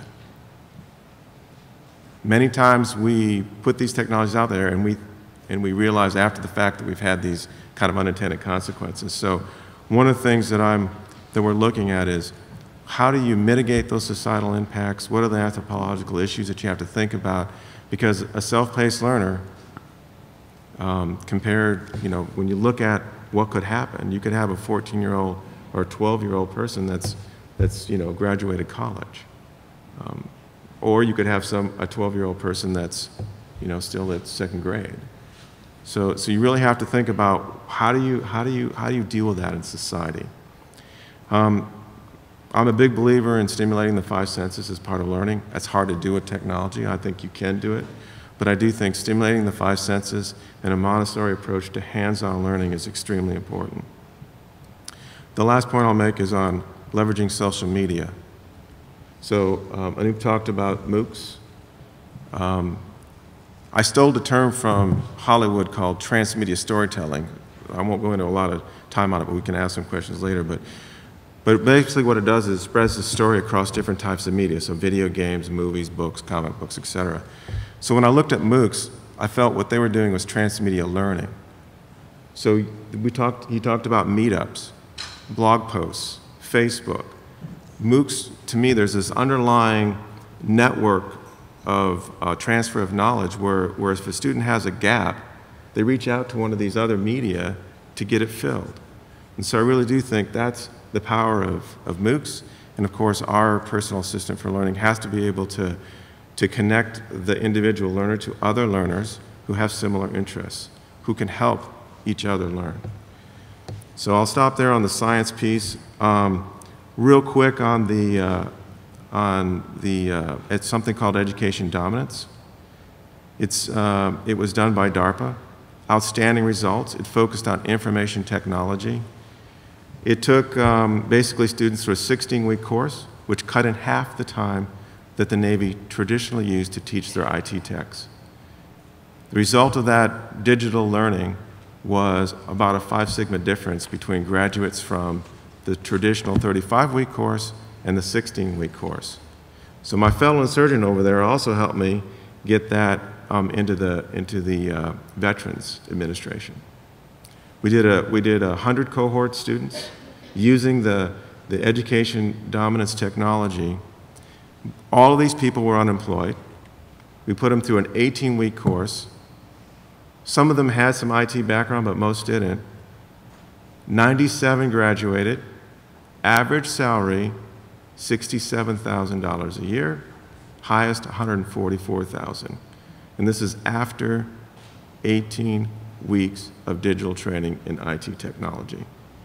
So absolutely, technology can make a difference. It can accelerate learning, and it can have a big impact in areas where our society has a lot of job skill need. The last thing I'm going to talk a little bit about is I was asked to talk about what's the difference between military training and education and traditional, or what you all do. There's some differences, and one of them is we have a very unique training environment, right? Because we have a certain level of discipline, which I'm not sure you can put into your public schools. So the first thing is we can hold these folks accountable. Now you can try that model, and it might work. I think it's a good idea. But think about it. So one of the reasons why I think we're effective is that we have a very interesting disciplined approach to teaching someone something, which I'm not sure works in society. The outcomes of not learning it are life and death. So that in a lot of ways motivates individuals. We also are very focused on competency-based tests to make sure the individual knows what they're doing. So it's not enough just to pass a written test. The military makes you go out there and demonstrate physically that you have the competence. So I think that model is interesting. I don't know how much that you can steal from it, but that's kind of the difference, I think, between what the Department of Defense does in its training and education regimes and what you all are able to do. And I'll stop there. Thank you. Thank you, Frank. Andrew, would you please share your remarks and lead us through some discussion? Yeah, well, first of all, what a great, I mean, the power of this panel, I think, delivered with some really interesting points in 5 minutes apiece. I think each one of them boiled down an hour and a half conversation into their 5 minutes. So what I'd like to do is just sort of take it back to Subra's charge at the beginning, which is to talk about how can the Global Learning Council have a major impact on learning at scale, globally and locally. I think that was his description. And you know, Tom, you said, how can we have impact of more than, 0.2? And I think what we heard here were some answers to that. And I think you start with, Marsha, your point, which is, well, if we know that space practice is better than cramming, why don't people do that? Why is it that our teachers are not going to the IES practice guide, reading that study, and assigning practice, space practice? Or why aren't they, if we know that active learning is better than lecture, how come nobody else is going to the proceedings of the National Academy of Science and reading that meta-analysis? I mean, it's all there. We know so much about learning, and yet somehow we don't seem to apply it. And I guess as I think about that, I think, my wife is a doctor, she's an internist, and every time she gets a patient, she takes a history and physical. And of course, we all know what that is, right? She's actually evaluating you as you walk in the door to see how vigorous you are. She's, the strength of your handshake, the timbre of your voice, and then she's asking you a series of questions about your health history, your family's health history, and then, takes your blood pressure. We all know what's going on. She didn't invent that. That came, that's the product of many years of thinking about what's the best way to try to get an overall sense of what a patient's problems may be. And she, like essentially every other internist in the country, follows essentially the same format because it's so well established. And Frank, you're an Air Force guy. I mean, it doesn't matter whether you're flying an F-16 or a Cessna. There's a checklist that you still will check to see whether you have fuel, whether your flaps in the right position, whether your instruments are working. And so, I'm not an Air Force guy, but I think I can say that that's true, because it's over a period of time. I'm sure people maybe who didn't check their instruments to be sure they were working discovered that it was a better idea to have done so.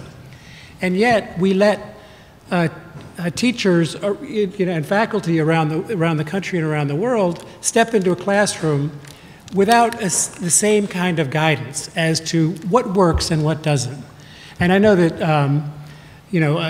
Marsha, you have a set of principles, and Ken has done some, and What Works Clearinghouse and so on.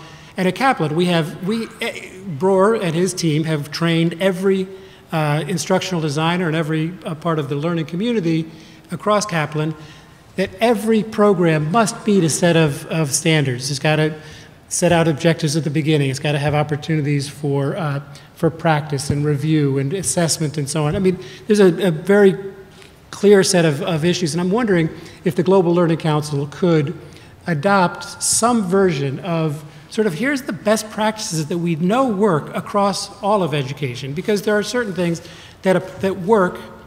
You know, you need to set out your objectives, whether it's a kindergarten class or it's teaching people how to fly. You need to say, here's what we're trying to do, and have assessments that are tied back to that and so on.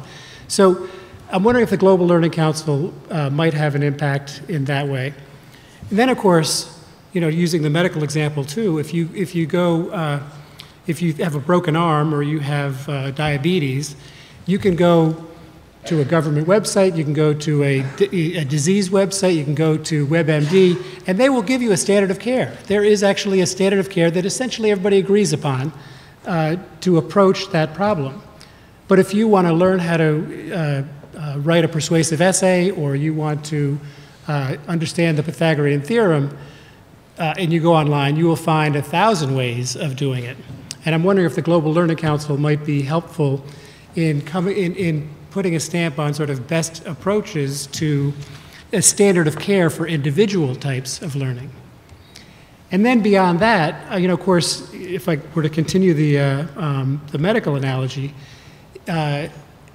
everybody doesn't follow the standard of care, right? Sometimes you come in, you've got a pancreatic cancer or something, and they say, we've got an experimental treatment.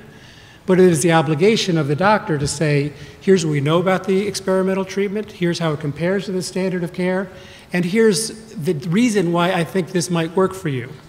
And then there's a measurement process that goes on to make sure that the experimentation is not just in some doctor's, one researcher's office, but is shared more broadly.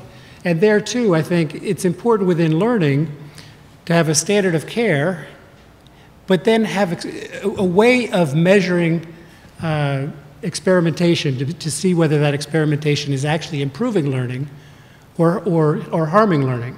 And we've certainly, at Kaplan, had plenty of examples where we thought we had a fantastic idea for improving learning. We measure it, and it turns out that it's either not helping or it's actually hurting learning. But if you don't know, if you just have an environment in which you can do almost anything, that can be you can end up inserting problems rather than helping the issue. And I think it all comes back, Marsha, again to what you said at the beginning, which is learning is so familiar that it's very easy for all of us to think that we know how to teach learning. We've learned, we've taught, and we don't need to go to a standard of care. But I think that if you want to have a major impact on learning at scale, globally, as well as locally, one way to do it might be just to be an organization, and Pittsburgh is the best place in the country at doing this right now. Global Learning Council can add to that, to say, here are the best practices for a certain type of learning. And I think one of the themes that came up on the panel again and again was sometimes people say, well, technology is the solution to our learning problems, and there's been a lot of enthusiasm about learning. Interestingly, all four of the panelists said in their own way, that's just not the case. Chuck, you talked about the social environment being important. Anoop, you talked about the importance of motivation and keeping teachers in the loop. Peter, you talked about how blended learning, not just technology, is important. And Frank, you talked about the need for humanity. I mean, I thought it was interesting that a calculator is not the same as numeracy. So everybody really had the same point, although in typical education approach all had different language for the same concept, which is that technology is a tool.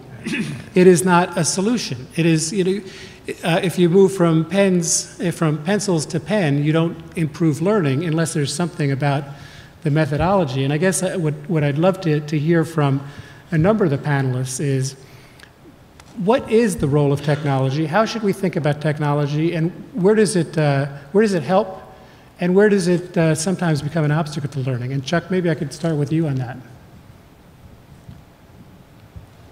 Well, I think you answered the question before you asked it. It is a tool. I think we've heard pretty good argument that it can accelerate learning. The research, as we know, suggests that if you infuse a course with technology, it's going to be helpful if you blend it with other kinds of live instruction. So I think the role is profound, and it's going to change, and it's hard to come up with a nice little assessment because it's such a moving target. So the role we assign it today is based on today's technology. The role it will have tomorrow depends on what people are going to do with it. I think there is a little bit of risk of having using what's available and not thinking innovatively at the design stage for technology innovation. That is, you pointed out that maybe teachers ought to be looking at best practices and taking advantage of what's already known. I think the same thing needs to be said for instructional developers, including technology developers. There are things we know that maybe should go into the beginning of innovative technology rather than always being having to use what's there and do the best we can with it. Yeah, Peter. I'd like to step back a moment and say, well, what is our business? Or what's our function? Our function isn't instruction. Our function is learning outcomes. And if you think about it that way, then clearly this is a tool, not our primary activity. And I think that goes to the point of how to drive this. We're about seeking higher and larger outcomes. And we know a lot about the research shows that active learning is important, but yet we haven't broadly used it. And we're hitting the same problem in many places on the use of technology. Well, we need to work away at a number of ways, but I think the question is, what are the outcomes? Blend will work better, this and that, but what are the outcomes? And I think we have this huge debate about what should be the outcomes to begin with. I mean, frankly, U.S. News and World Report has done a huge disservice to this country by such an emphasis on inputs. I think where the gateway courses, and this is maybe difficult for everyone to agree to, but they're more and more becoming commodities. We more and more agree what calculus is. Maybe we've agreed for a long time, actually, what you need to know about calculus. And so the question ends up to be, did the student learn them or not? What portion of it learned them? And that goes back, and one of the reasons that blending is appealing to me is because I think through the self-paced, the interactive, the nature of the technology of learning, you have incorporated many of the educational techniques that we haven't been able to get broadly otherwise adapted, and it tends to serve as a model in some ways of what you do on the other side of the blend. Peter, actually, I just want to go back to you for a moment. Let's say that the Global Learning Council decided that it wanted to create a framework for, of best practices. You represent the public universities in the United States, and so if the public universities were to adopt a sort of a learning science-based culture in which what you do in the classroom is based on outcomes, based on evidence of what works, that would have a huge impact. What would be the challenges or barriers to getting that adopted within America's universities? I think this group, this organization, could be of some real value if they were to say, here's the best evidence concerning learning outcomes and continue to adapt it. And I think that would be a function. But I also think that as you're suggesting, we know a lot that hasn't been utilized for a long time. Now, we're going to have a tenured faculty, and I think there's some real values to tenure, and I'm certainly, now whether we should have more post-tenure review, but we're going to have tenured faculty, clearly is the case. I think that our faculty are smart, thoughtful people, but it's difficult to change. I'm for making it clear what the outcomes are, and in challenging people based upon what their outcomes are as opposed to what other people's outcomes are. My own take, being a former faculty at Stanford, is I think change within the universities is going to be very hard. There's just a lot of inertia, a lot of momentum. A lot of us, think we know what we do and how we do it. I think President Suresh was citing Carl Wyman's work on science and STEM education, and very simple things you can do in the classroom, from use of clickers to, small peer group discussion, which hasn't been adopted. And as you're saying, what is the goal? I think it means the whole notion that you learn for 4 years and then you stop learning is, just ridiculous at some point. So, you've got to say, hey, you're learning for the rest of the life. And when you're learning for the rest of the life, you don't learn in 14-week courses or anything like that. I think change will come from outside. I think universities will adopt much after the rest of the world has adopted in some sense. And where people will say, how do I'm doing a task, I need to learn the latest in JavaScript or CSS or something. They'll say, how do I go and learn that specific topic? I learn a lot more from Wikipedia in modular little chunks that I want to be designed pedagogically in sound ways. Okay, and I think there might be a pull and business economics around some of these things where there might be opportunity for people to adopt things. I also think, as you were saying, that this whole thing about gateway courses, all of K through 12 is gateway in some sense. It's pretty clear with the Common Core what we want to do with the science and math and many of the places. And again, people cited some of Carl Wyman's works on science simulations.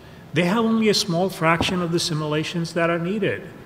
Jim Shelton's organizations and state, we spend hundreds of billions of dollars every year. I was just estimating there are 200,000 classrooms that are teaching 6th grade math. Why can't we have really excited, gamified, better content simulations that really help for that? It's just, it is the social and organizational factors that just make it so impossible. Check. I just wanted to have very mild disagreement, or perhaps, to put it more positive, a little more optimistic about the potential for university changes. I think, yes, tenure is always going to be there, but I've been at university long enough to see a virtual sea change in attitudes toward teaching, that we are in a period of there's a pro-teaching culture in many, many universities that has replaced a research-only culture that might have been in place in some places 20 years ago. I've certainly seen it at our university. I also think, and I have seen this as well, that a university leadership can take specific initiatives to help provide support for innovation. There are many things that one can do to bring faculty on board with ideas. Finally, I think the demographic changes are going to bring a lot of bottom-up innovation from faculty. People who are being hired now bring their own ideas about technology, and they expect to use it in classrooms, and with the teaching culture valued, it fits right in. And so I'm a little more optimistic about that. All right, well, that's good. We're going to be taking questions from the audience, so we got the microphones on both sides if you have questions. But Frank, actually, we have a question. Just one. Do you want to add to that, or? But, no, go ahead. You know, you again. In the space of 5 minutes, it's really hard to get to much, but you, in 2 or 3 sentences, talked about this education dominance program at DARPA, and which had seemingly spectacular results. And you know, very rarely does a program like that just appear first time out of the box. It has, you know, results that are half the time, you know, 5 sigma improvement. Usually that is the result of what my colleague Professor Saxberg would call learning engineering. That is, try some things, you test some things, this doesn't work, let's move here. You know, just like a standard engineering process, you work it to get better and better. And I'm wondering if you could describe the process of creating that course and what it says about the culture, the learning culture at DARPA. So I want to footstop just one more thing on the last discussion. That is, I'll use a military term. The center of gravity is the human mind. And I remain concerned about technology taking over. And so as long as we built in controls that keep the center of gravity focused on the human mind, then that's the role. The technology is an enabler, it's a tool. On the DARPA program, so very interesting construct, and I'll talk to you a little bit about what we're trying to do to replicate it. But it started with, we looked at problems in the Department of Defense and we said, hey, what's one of the things that we have a hard time teaching and we have a hard time really getting the skill set we need out in the department. So IT was what we settled on. So as I said, they looked at the Navy IT course. It was 35 weeks long. So the way the process worked for DARPA was we hired someone from Silicon Valley, and I'll just say this. Cutis was the name of the company. John Newkirk is the CEO. Really smart guy. And what he did was he said, the first thing I'm going to do is I'm going to model in the human environment what I'm looking for. So he looked at the 35-week course, he broke it down and he consolidated it into the 16-week course that he ended up with. He then went out to Silicon Valley and he told these companies, you know, like he went to a networking company, said, look, who are the 1 or 2 people that you would send out to your best client to troubleshoot a really wicked problem? So they gave him 2 or 3 people. He then interviewed them because it wasn't just about what they knew, it was with how they transferred that information to the student. So he interviewed them with about a criteria of about 25 things. The result of that interviewing, he got not only a subject matter expert, but someone that really knew how to teach. He then took that individual, and it was pretty much broken down by weeks, and they had that individual teach the course. What he did was instrument the heck out of what that person was teaching. So he looked at what intervention did he use? How long did he wait? How did he answer, he or she answer various questions? And he basically instrumented that and programmed it into a computer. And it is a blended learning process, so there's about 6 hours of digital instruction a day and about 2 hours of human instruction a day. And it's all hands-on, so the digital tutor walks you through problem solving with the actual equipment sitting on your desk. I think the other thing that he was absolutely death on were 2 things. One, it is not about facts, it's about understanding concepts. So the teachers that he picked were taught in a concept-based way. And the second thing that he told them to do was never, never, ever give the student the right answer. Make the student come to the answer by providing hints. I mean, all of it, look, I'm not a professional learner, but everyone out here knows that. But it's amazing how sometimes how much we forget that.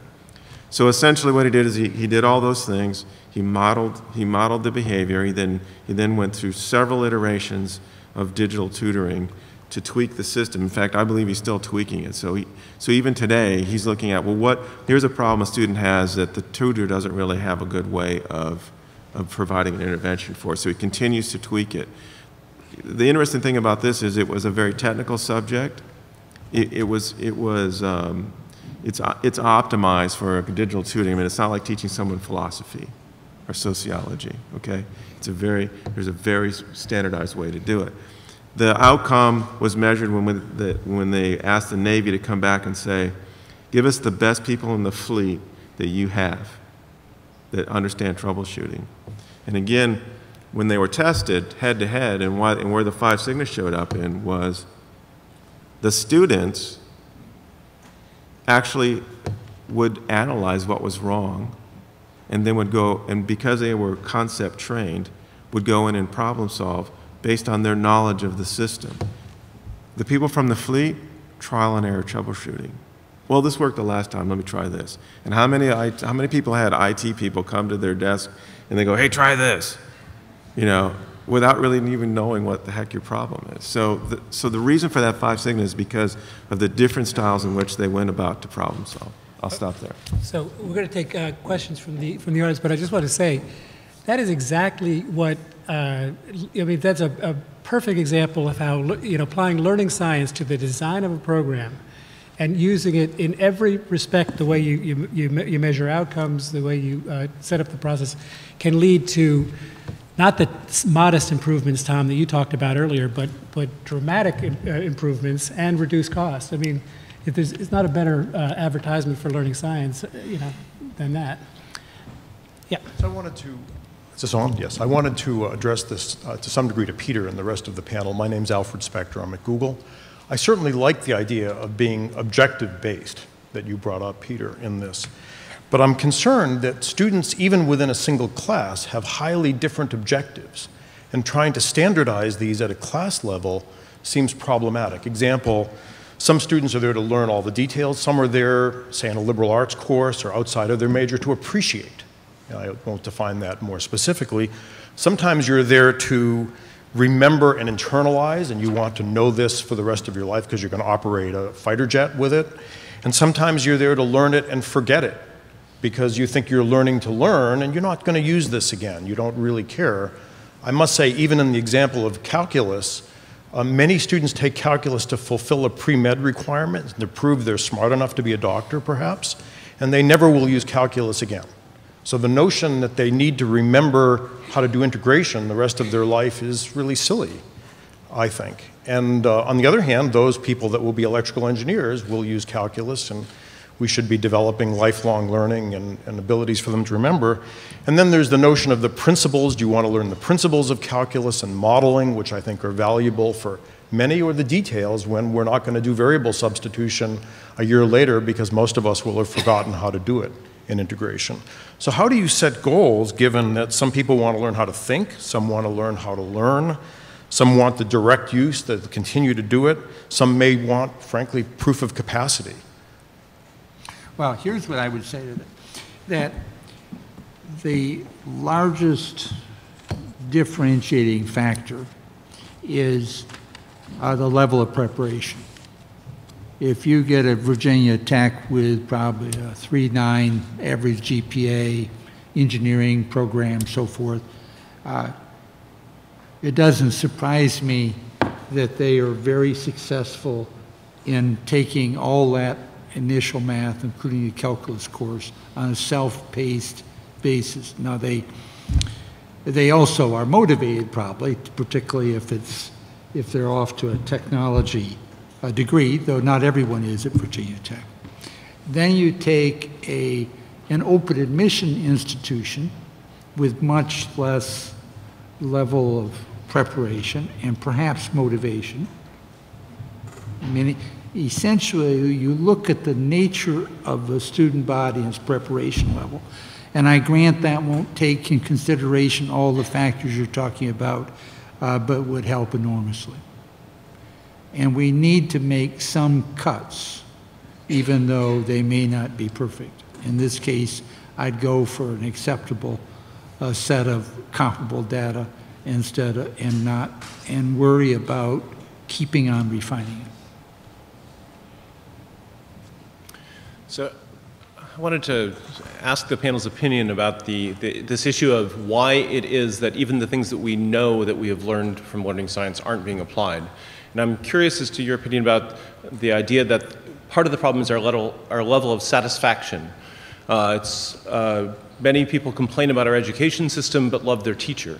Many faculty think that universities are inflating grades and not holding to high enough standards, but they think that in their class they teach very well. And I'm curious about how big a component of the problem you think that this is. Well, my view is that you've got to drive for outcomes. I mean, it's the way the rest of society works, whether it be, well, various other sectors, and it's not easy to agree upon outcomes in our sector for sure, but I think it's easier in these gateway courses, and where you're prepared to not only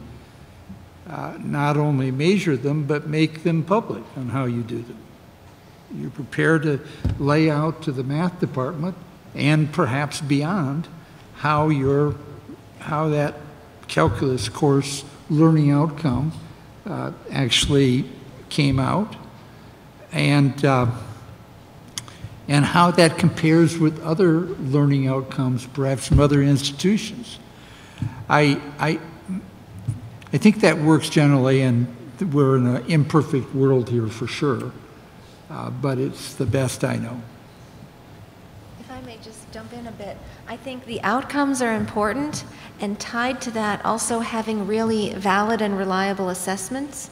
One of the things is that a teacher can have the perception that students have learned well, but when the data are in conflict with that, that's when maybe some more change can happen. So along with outcomes, having some better aligned assessments. We have to assume, and I think it's fair, that faculty want to have their students, want to be successful, right, and they want their students to learn.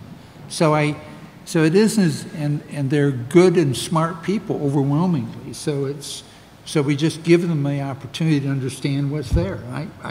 That's the way the world generally works. I just don't think there is enough comparative. Every professor teaches, they give their exams, the kids do pretty well, they get jobs, the employers are not complaining, parents are paying the tuitions and the fee. There is just not enough incentives in the system in some sense to force a change today. Maybe I'm not being optimistic enough in some sense, or that's going to be slow, that the amount of incentive, nobody's asking for it, right? The students are not asking change it totally for me. Okay, the employers are not asking, Carnegie Mellon people who are hiring, all the Microsoft people who are hiring, CME folks, so, they're not complaining about what kids know. But I think they are. I mean, we are, the employers are complaining, not Microsoft, because you can get such wonderful, bright, cream of the crop students, but a lot of people are. We need a unit record system so we can track students. We need to hold institutions accountable for terrible graduation rates. And I think there's a lot of complaint in the system, and publics and others need to respond, and the government, this is beyond this panel, but in my view, the government ought to use Pell and student loans to expect better outcomes. So I just wanted to jump in this, Peter, and I'm wondering, there have been efforts to Alfred's point about sort of what outcomes are we talking about. I think one outcome that people would expect after a 4-year liberal arts education is that your sort of general critical thinking and problem solving skills would be better as a senior than they were as a freshman. And I recognize that there's not going to be consensus around any one particular assessment like the collegiate learning assessment. But setting that aside, issue aside, shouldn't it be an aspiration of ours that after 4 years, that there were a core set of critical thinking and problem solving and the ability to integrate information from multiple sources and to present that, so there would have been some growth and value added over a 4-year period? And what do you think are some colleges and universities that are actually taking that, some of these assessments seriously and providing some assessment? And then at the level of disciplines, starting with the physics community, they wanted to know the question, do my students know any more at the end of the course than they did at the beginning? And when they did things like the force concept inventory, they were pretty horrified to find out how modest the gains in learning were. And there it wasn't being imposed by some bureaucrat in Washington. It was the physics education research community saying that we needed to have some instructor-independent mechanism for measuring whether there's any growth in understanding of the core concepts of the discipline. A quick comment. So in our exploration of digital tutoring, we came upon tutor.com. Anybody familiar with what tutor.com is and does? I'm going to interview them, but they have a very interesting accountability model for their instructors. So they're 360 assessed by the student, they're 360 assessed by their peers, and then people go and look at their interactions. So I do think that, and I'll use the term big data, but the fact that we can instrument a lot of these things now, and we can really look at hard outcomes, and we should include the student in that assessment. And I think that will help resolve some of the problems that have been brought up here. And I think we're going to bring this panel to close. I want to just comment on this last point. Who is the better educator? Pitt, Carnegie Mellon, Duquesne, Penn State, Lehigh, Lafayette? Who actually helps students learn more among those institutions? I think we all sit there and think, well, what does that even mean? What if you narrowed it down and you talked about business programs or accounting majors or something? How would you compare them? And of course, the answer is we have no way of comparing them. There's not a system in place to do that, because institutions declare victory on their own terms, right? They will decide that, if you look at a university website, you will see all kinds of plaudits, but they're never aligned with the plaudits that the next university does, because everybody's able to declare success. Until we get to a place where we have a common sense of what outcomes are going to be and have institutions compete on outcomes, I don't think we're going to get as far as we want. Anoop raised the possibility that if the existing institutions don't do that, then other institutions will arise that are able to demonstrate outcomes, and students will iterate or start to work towards institutions that can prove their outcomes as compared to those who don't. But once you have comparability, learning science becomes an essential path to getting there. I mean, if you look at Microsoft and Anoop's main job, for example, which is as a research scientist at Microsoft, they're engineering solutions in a competitive market, and if they don't use science and engineering to get there, they're not going to succeed. And the same is true in education. And I do believe the Global Learning Council can play an important role in setting standards that institutions can use to start moving down the right path. So with that, I'm afraid do we have time for one more question or no? I'm getting a harsh no. So I think we're going to take a break, and I think we're back here at 11:15 for the next session. Good to see you. Thank you all. Good job. Yeah, it's fascinating what they do. Sir, how are you? Good.